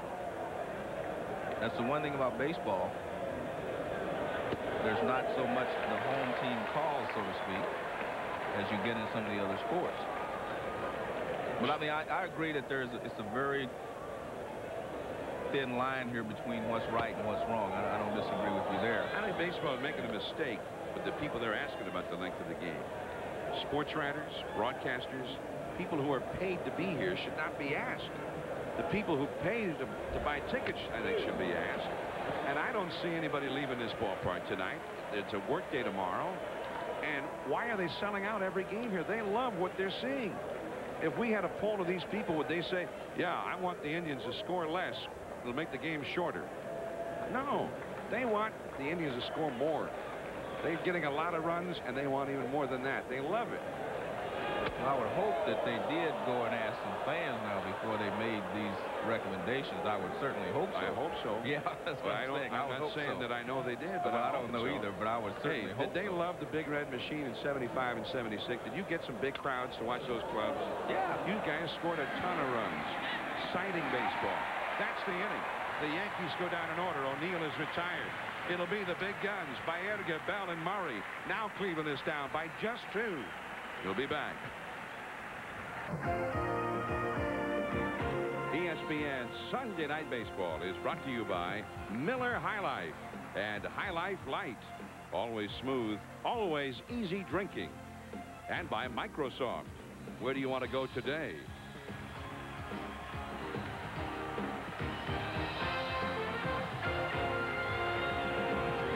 Jon Miller, Joe Morgan with you from Jacobs Field, Cleveland. We go to the last of the 8th inning now.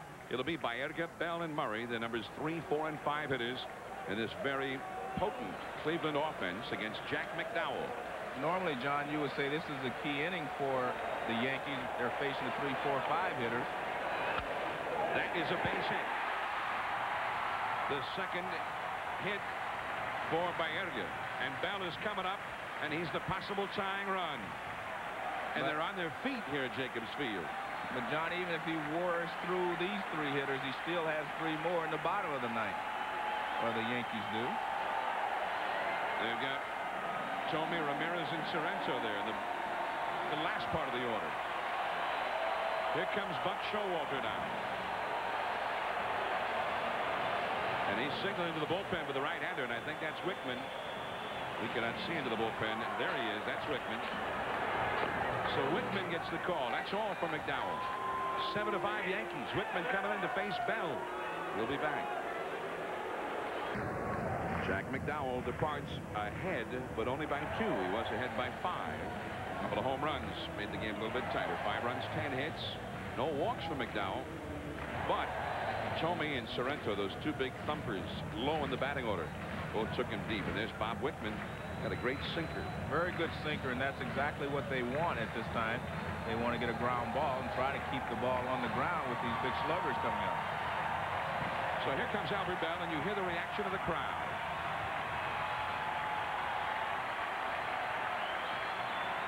Bell is the possible tying run with Baerga at first. Nobody out in the 8th inning.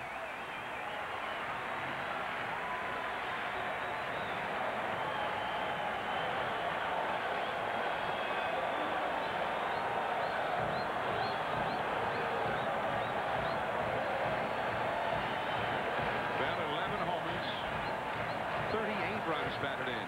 326 average. Chased the sinkers. Strike 1. A little over anxious perhaps in that one. There's the Albert Bell official target out on the huge scoreboard. And maybe he's capable of hitting it even that far. Nobody's ever hit one up to the scoreboard yet. If it's ever done, I suppose Albert will be the first to do it.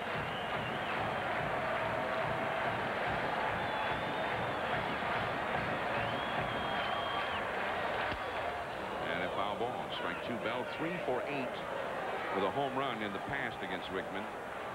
Wickman got that great sinker. He lost part of his index finger in a farming accident when he was a kid, and he just seems to have a natural sinker. Well, he says he can't throw the ball straight. But the only way that Bell's going to really hurt him is if he makes a mistake and gets the ball up and on the middle of the plate. The first 2 pitches have been down, and you're not going to get hurt with a sinker down and away. 1-2 to Bell. Eddie Murray is on deck. That last pitch on our jugs got it 93 miles an hour, which I don't know about that. It's pretty quick for Bob Wickman. Yes, for a guy that throws a sinker.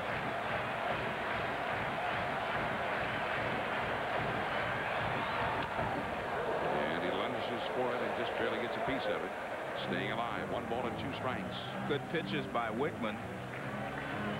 He just stays down there. He's not going to get hurt, but there's always a danger of one of those sinkers moving towards Bell.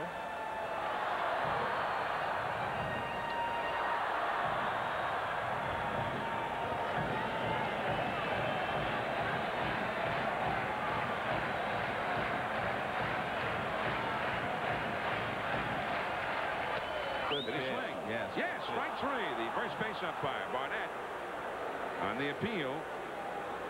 And that is out number 1. Well, it's a good smart pitch here by Wickman because he knows Bell's looking for the sinker, so he throws him a slider, and Bell cannot hold up. That is smart pitching, and maybe a good call there by Mike Stanley, but good coordination between the pitcher and the catcher there. Very smart pitch. So Bell back to the dugout, and Eddie Murray comes up. We're talking about Bell and his new candy bar, and part of the veteran influence in this ball club. When he did not show up for the press conference, we talked about it a little bit earlier, Eddie Murray kind of took Bell aside in private and counseled him on the fact that that was not the way to go about his business. So here's Eddie. Still 11 hits away from 3,000. He's 0 for 3 in this one. He is the possible tying run. Strike call. Another good pitch by Wickman. If you're Eddie Murray, you know that Wickman's best pitch is a sinker, and that's what happened to Albert Bell. He knew that his best pitch was a sinker, and that's what he was looking for. And Wickman threw Bell a slider, and he could not check his swing. One out by Erga at first. Too far outside. Now both Bell and Murray have been held down tonight. The two of them 1 for 7 with just a single to show. But the man on deck, Jim Thome, has hit a 2-run homer tonight. I think what you'll see here is that Eddie's a little more disciplined at the plate in these situations than Albert Bell is. Foul ball. Now it is 1 ball and 2 strikes to Murray. Bob Wickman is one of those pitchers out of the Yankee bullpen that you were talking about earlier, Joe, who is off to a bad start this year, but is starting to get it together now. He's got great stuff. A lot of managers have coveted his sinker ball for their bullpens over the years.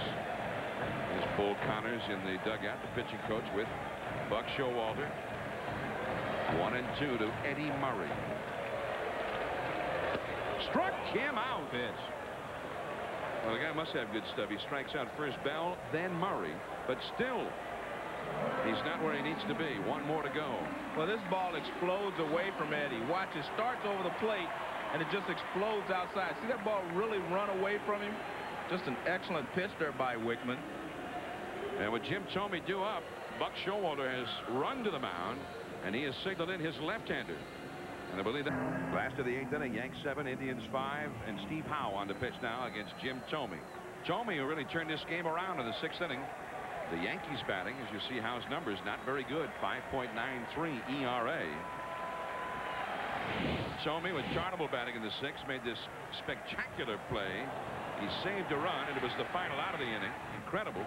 Then in the last of the inning, he launched a 2-run home run, a soaring, magnificent high fly ball homer that cut into that Yankee lead. So he saved at least 1 and then gave them 2, all in the same inning. Now he's trying to tie it up. Oh, a mighty cut. Strike 1 by Erga at first base. 2 down. Good fastball up and under the hands by Howe. That's exactly where Jack McDowell was trying to throw the ball when he hit the ball out in the 6th inning. If you get the ball up and in, you can handle him. But you better not make a mistake out over the plate. Did it again. He's coming right after it with a high hard one. Well, I personally didn't understand why he was taking Wickman out, who could not give up a home run because of his sinker. The ball's not going to be hit out of the infield, let alone hitting the seats. But he wanted to bring the left-hander in to face Thome, and I guess he figures that Howe's fastball runs into Thome, and that's where they want to pitch him. Thome has held his own against lefties this year. Up the middle and through, base hit. And so Thome crosses him up. Now the right-handed hitter comes up. Josias Manzanillo and John Wetland, a couple of right-handers, are both warming up in the Yankee bullpen. But you've got the right-hander Ramirez coming up, and then another tough lefty.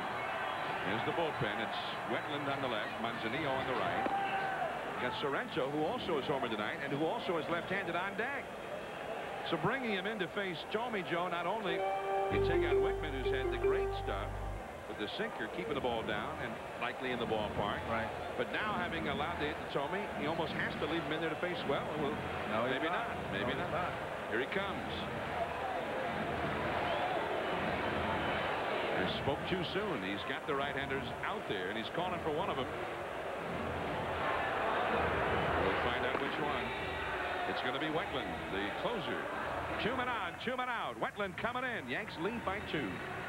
There is John Wetland, formerly the Montreal Expos. He became a big star as the closer for the Expos, and then with their financial problems, they traded him to the Yankees at the end of the strike this year. And Wetland with some pretty good numbers, but also he's blown 2 or 3 ball games. Yeah. 2 men on by Erga at second, and Thome, the possible tying run over there first with Davey Nelson, the first base coach, and the hitter, the New Yorker, the man who grew up not far from Yankee Stadium in the Bronx, Manny Ramirez. Ramirez hitless tonight. But the first time he ever went to Yankee Stadium, in the first week that he came to the big leagues, he had a double and a couple of homers at the big ballpark. So he's hit well against the Yanks for the very first time that he ever played against him. And now he got the power versus power matchup here. And Showalter, in effect, Joe, he made his final move now. Yes, I think Wetland's there until they win the ball game, or at least until Cleveland ties it.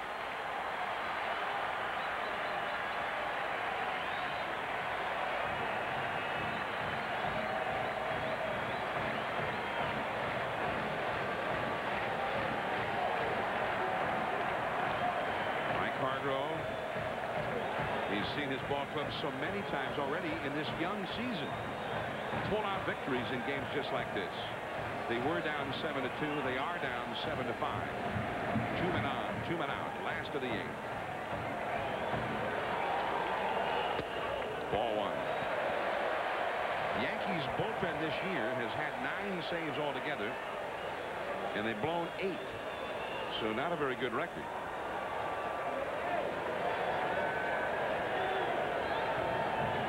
Wetland with 8 saves in 10 save chances.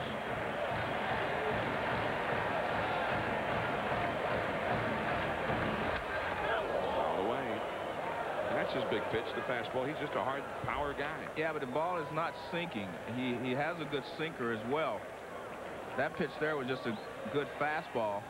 And, you know, if the ball doesn't sink, Ramirez can get the ball in the air and hit it out of here. So you have to be a little more careful if you're Wetland and not get that ball in the middle of the plate as he did there. That was the first fastball he had seen over the plate, so he was maybe a little late on it. But now he knows the speed of that fastball. He may be able to catch up with it if you get it in the middle of the plate again. Wetland worked a perfect 9th inning for a save here Friday. Very high with the 92-mile-an-hour fastball. And then he just looks like he's rearing back and firing it, Joe. Yeah, and that's not the John Wetland that I knew in the National League. I mean, he used a sinker a little bit. The ball used to sink a little bit more. He always threw hard, but the ball sunk. And this is a riding fastball he's throwing tonight. 2-1. Oh. Yeah, good riding fastball, 90 miles an hour, up and in.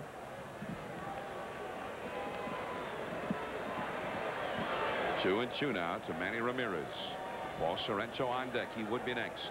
Baerga at second, Tomey at first, both better to go on anything. Cleveland trailing by 2.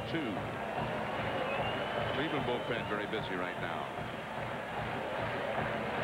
7-5 New York.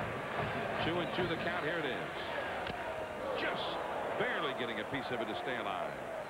That's 94 miles an hour, so he's heating it up a little bit.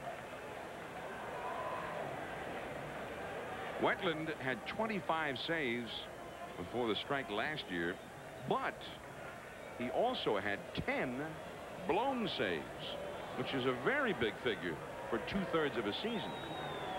However, Felipe Alou, his manager there in Montreal, said it's always in the summertime that he gets it going, and then he becomes dominating. He seems to have trouble in the early months. 2-2. 2 on, 2 out.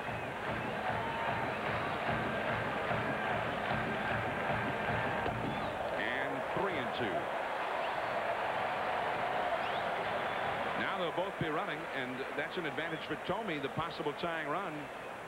And an extra base hit now. Tomey, who does not run that well, but on those extra few steps at the beginning. Baerga and Tomey ready to run.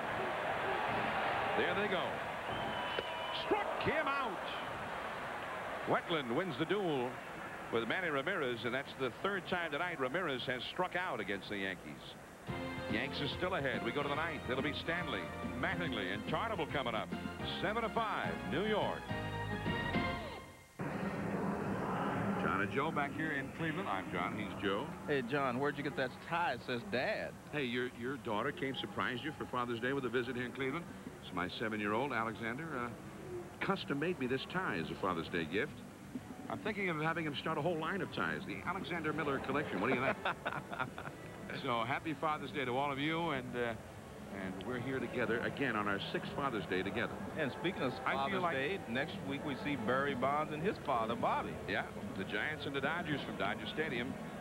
Our next Sunday night baseball telecast next Sunday, 7:56 Eastern, 4:56 Pacific. You know, 6 straight Father's Day working with you, Joe, on Sunday night baseball. I feel almost like you're my dad. Wait a minute now. Wait a minute. Hey, look, Dad, a new pitcher's come on for Cleveland. Yeah, that's the kind of respect I have for you, Dad. Okay. Well, and happy Father's Day to my father out in Redding, California. They tune in every Sunday to watch the ball game. My father in Oakland, California. All right. There. Here is Mike Stanley against Eric Plunk. Plunk, a one-time Yankee, and he did not have success there, but his career got going again here in Cleveland. Well, Plunk's one of those guys with a great arm, and everyone's always waited for him to just become a dominant pitcher, but he has pitched very, very well since he's come to Cleveland, and he does have a great fastball and a slider. 7-5, Yanks ahead. Stanley has walked and scored. He's flied out. He has doubled and scored, and he has hit into a double play. 1 for 3. He's hitting .290. And it's 1-2. Now, by getting Ramirez in the strikeout, John Wetland has set himself up in the 9th inning where he'll have to face one big power hitter. That's Sorrento. But Sorrento leads off. He can't come up in a spot where he could tie the game against him. Then you got Pena, Lofton, Vizquel, 3 straight guys who don't hit many homers. Shallow right, Manny Ramirez. And that is out number 1. Tonight, the MetLife blimp Snoopy 2 is cruising the skies here above Cleveland, above Jacobs Field. The blimp travels over 60,000 miles a year to cover sporting events and television specials across the United States. We're glad to have them with us tonight. Here in Cleveland, which is at the moment the center of the baseball universe. Mattingly with his 3rd hit of the game. 4th time he's reached. He also has walked intentionally, and that's got to bring a smile to Buck Showalter's face. I mean, they count on Mattingly to go out there and hit his .310, .320 every year with his run production. Well, it's really it brings a big smile to Don Mattingly's face because he has played through injuries and not being able to see the ball well. And as I said before, he told me that it's been about a week now he started to see the ball exceptionally well. Yeah. But he had developed bad habits from not seeing it well, and it's going to take him a little while to straighten those bad habits out, and it seems like he's done a good job tonight. Danny Chartable, 1 for 4 in the game. He doubled home run in the 1st inning. 7-5, the Yanks ahead. The Yanks have led this entire game. And that's a foul out of play. By the way, there's been a lot of talk about the Yankees attempting to trade Chartable. Gene Michael has been quoted as saying there's been no takers so far. There's also been a lot of talk in New York in the papers there about the Yankees perhaps signing Darryl Strawberry, bringing him back into the majors, but we have no news of any such signing.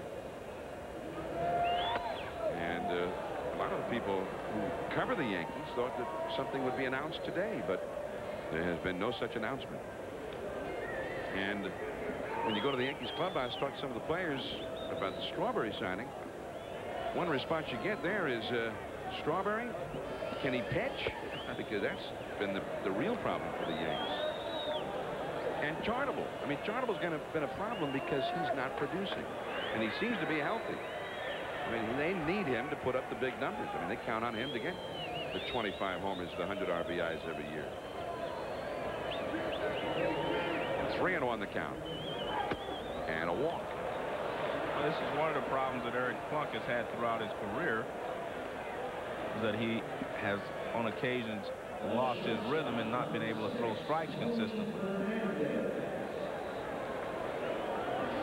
Plunk, it was not unusual for him to have 6-7 walks average per 9 innings, but this year, in 25 previous innings, only 10 walks with 28 strikeouts.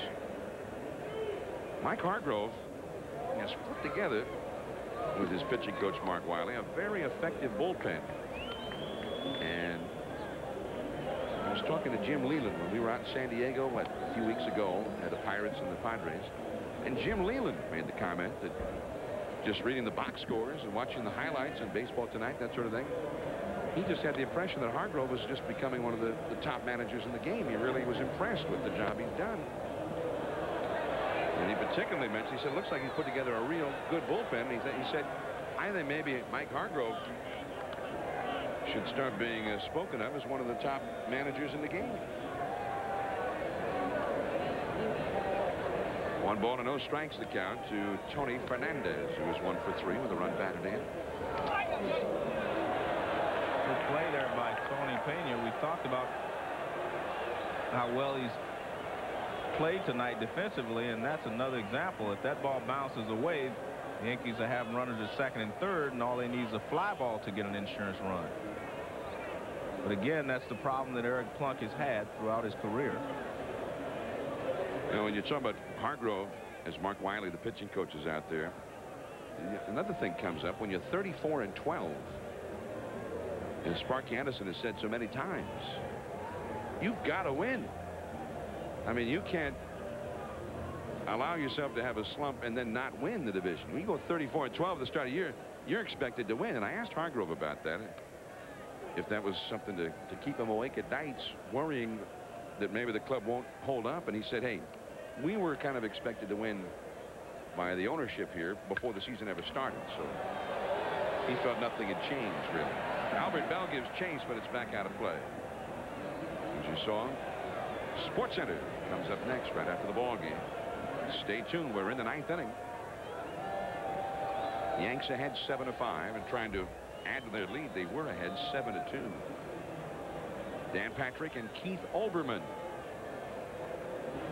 all set to bring you the day in sports on Sports Center coming up. Well, he's in danger now of loading up the bases. 3-1 to a very tough hitter, Tony Fernandez.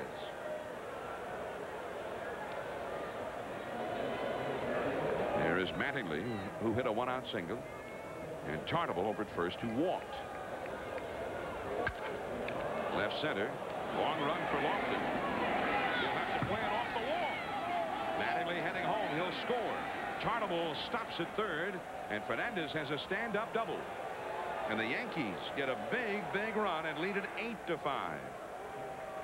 And that was good base running there by Tartable. He was going all the way. He knew that ball was over Lofton's head, but they stopped him at third because there's only one down here in the top of the 9th inning. Well, Plunk gets a high fastball up and out over the plate to Fernandez, and he drives it to left center field, and the ball carries real well in that area. And you see Lofton play it off the wall. Now the Indians are going to bring the infield in because they cannot afford to give up any more cheap runs this inning. Andy Velarde, the hitter. He is 2 for 4 with a run battered in. Popped up, shallow right. Bayerga calling off Sorrento. Tartable tags at third and then bluffs down the line. And the throw comes in. That was kind of a dangerous throw. Nobody was backing up at the plate. And you're right. Eric Plunk was going down the line for some reason, but he should have been backing up home plate. I don't know. What was he going to do at first base on that play? So Velarde is retired. 2 down. 8-5. The Yanks ahead. Cleveland will be coming up with its last chance in the last half of the 9th. As Bernie Williams gets ready to stand in. Bernie 1 for 3 with a run batted in and a walk. Bernie, a switch hitter, runners at second and third. Slider in the dirt, and that will get a run home. It is 9-5. Tartable comes in to score.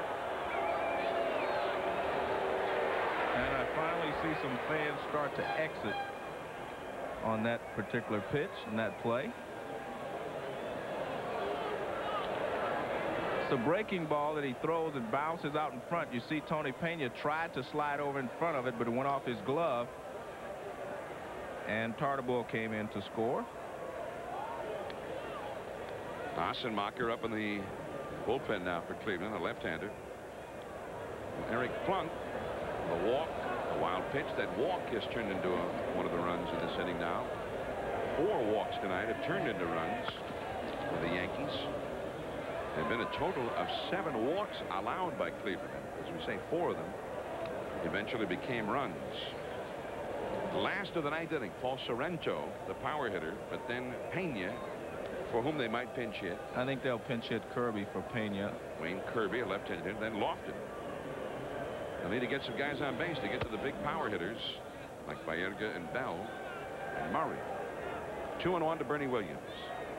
Kirby's the only left-handed hitter they have left over there. There's Buddy Bell, bench coach for Mike Hargrove, and I see his name come up in a lot of managerial rumors lately. Buddy was just an outstanding third baseman for many years in the big leagues. His son, David, is a prospect in the Cleveland farm system in AAA ball. And Buddy, in fact, with the Chicago White Sox, I hear his name mentioned as a managerial candidate should things not work out for Terry Bevington. 3-1 the count to Bernie Williams. Right to Baerga. And that does it. But the Yankees get 2 very big runs.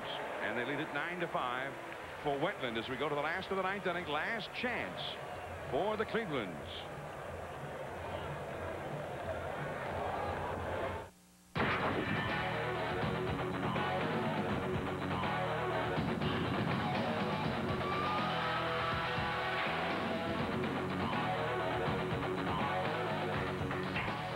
Kelly Springfield, we've been making tires for over 100 years. And at our ripe old age, you might think we'd start to slow down. That chance. Kelly Springfield, America's oldest tire company. As anyone who has ever owned one of our pickups can tell you, Nissan builds one very tough truck. Now, J.D. Power & Associates has ranked Nissan as the best overall truck line and vehicle dependability at 5 years of ownership in a tie with Toyota. Fortunately, at Nissan, we've developed a tiebreaker.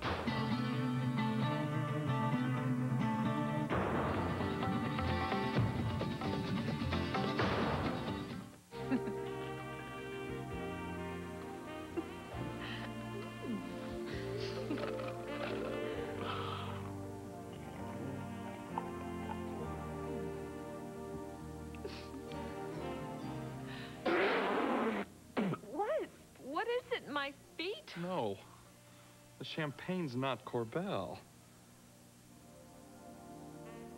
Corbel, for people who know champagne. ESPN Sunday Night Baseball, last of the 9th here in Cleveland. And for the first time all week, it's quiet here in the 9th. Coming up, Wednesday Night Baseball on ESPN. Fred McGriff and the Atlanta Braves will take on the red-hot Cincinnati Reds. They are 30-9. Barry Larkin is back with the Reds. It'll be Tom Glavine and John Smiley. Good matchup, 7:30 Eastern, 4:30 Pacific. Then, Gary Gaetti and the Kansas City Royals, who are playing extraordinarily well. They'll send Tom Flash Gordon out against the Angels. Chili Davis and company. The Angels are playing great ball. First place in the West, Mike Bielecki will go for California in that one.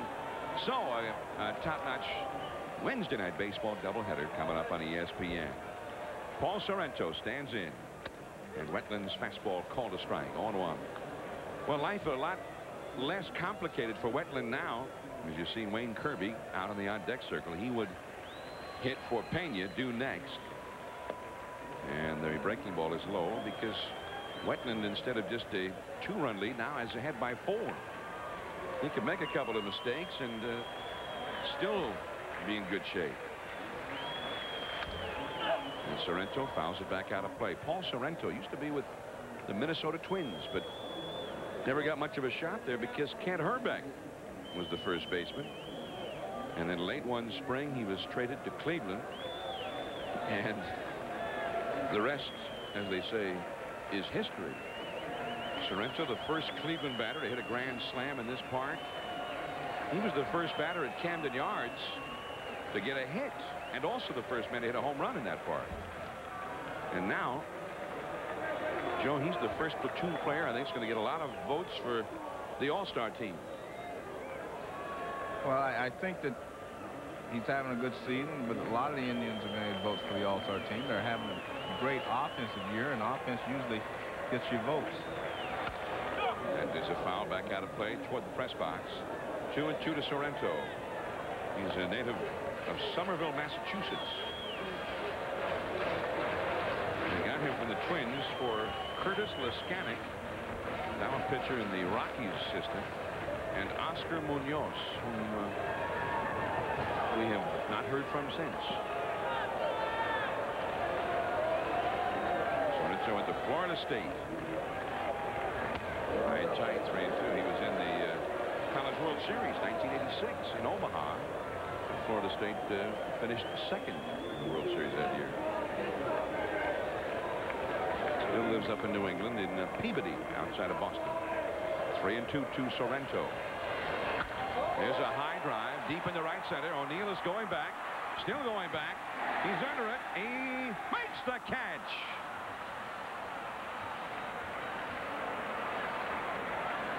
Nice play by Paul O'Neill. He played that ball perfectly in that he went back to the wall, got back there in time, timed his leap, and came down with the baseball. See how he gets back there in plenty of time, and then he makes his jump. It would not have been out of the ballpark, but it would have been off the top of the wall, and Sorrento knows he didn't quite get all of it. Otherwise, it would have been a few rows back. Now here's Wayne Kirby to pinch hit for Pena. Kirby, the lefty, hitting .250. They're playing Baltimore here Wednesday night. He got word that his wife was in labor at their home in Las Vegas. So he left the ballpark about 10 o'clock, flew to Las Vegas. He said he got there and she was still in labor for another 7 hours before she delivered. Sounded like a long labor to me, but he was glad to have been there for the birth of the couple's child, Wayne Kirby from Williamsburg, Virginia. His wife Kara, and it was their first child. Foul out of play. By the way, Eddie Murray became a father since the end of last year, since the strike of last year. His wife gave birth to the couple's first child, and Eddie was able to be there for the delivery. In fact, the doctor allowed him to assist in the delivery, Joe. Now that's something you never did, right? No, it's not my job.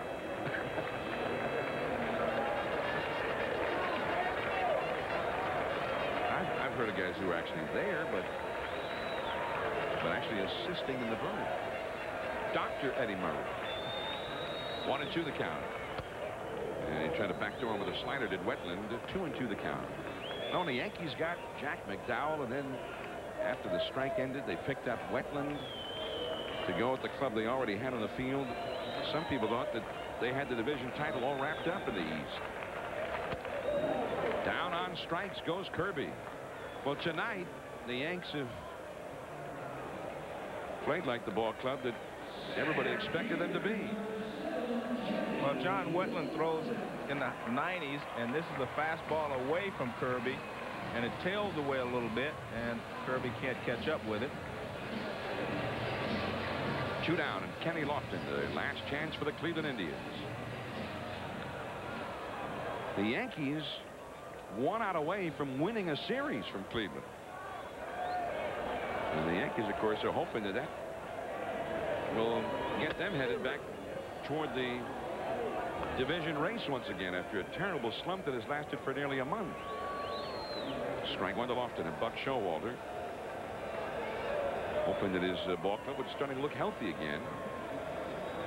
Will do something, but I think, you know, Joe, with all the talk about Darryl Strawberry, but the Yankees, if they're going to go get somebody, ought to go get a pitcher if they can. It doesn't look like Key is going to be back this year.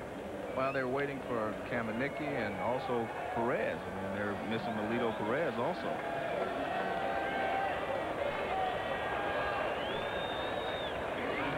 But Perez is supposed to work tomorrow. Oh, I'm sorry.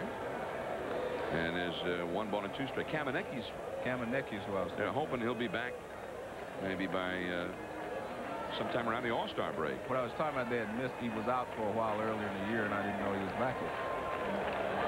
1-2. Lofton fouls it away. Lofton hitting .340. 2 for 4 tonight. They need to get 2 base runners to get Baerga to the plate. And they need 3 straight guys to get on base to get Bell up there as the possible tying run. So Wetland has got everything in his favor now. 2 down, nobody on, a 4-run lead, and a 1-ball, 2-strike count to Lofton. Jack McDowell 1 strike away from his 3rd win. 2-2. O'Neill a home run for the Yankees tonight. Yankees hit the ball well. They jumped out early on a pitcher who had control problems, Nagy. And then they were able to withstand the late inning onslaught of the Cleveland offense. 3-2, which of course has not been easily done this year.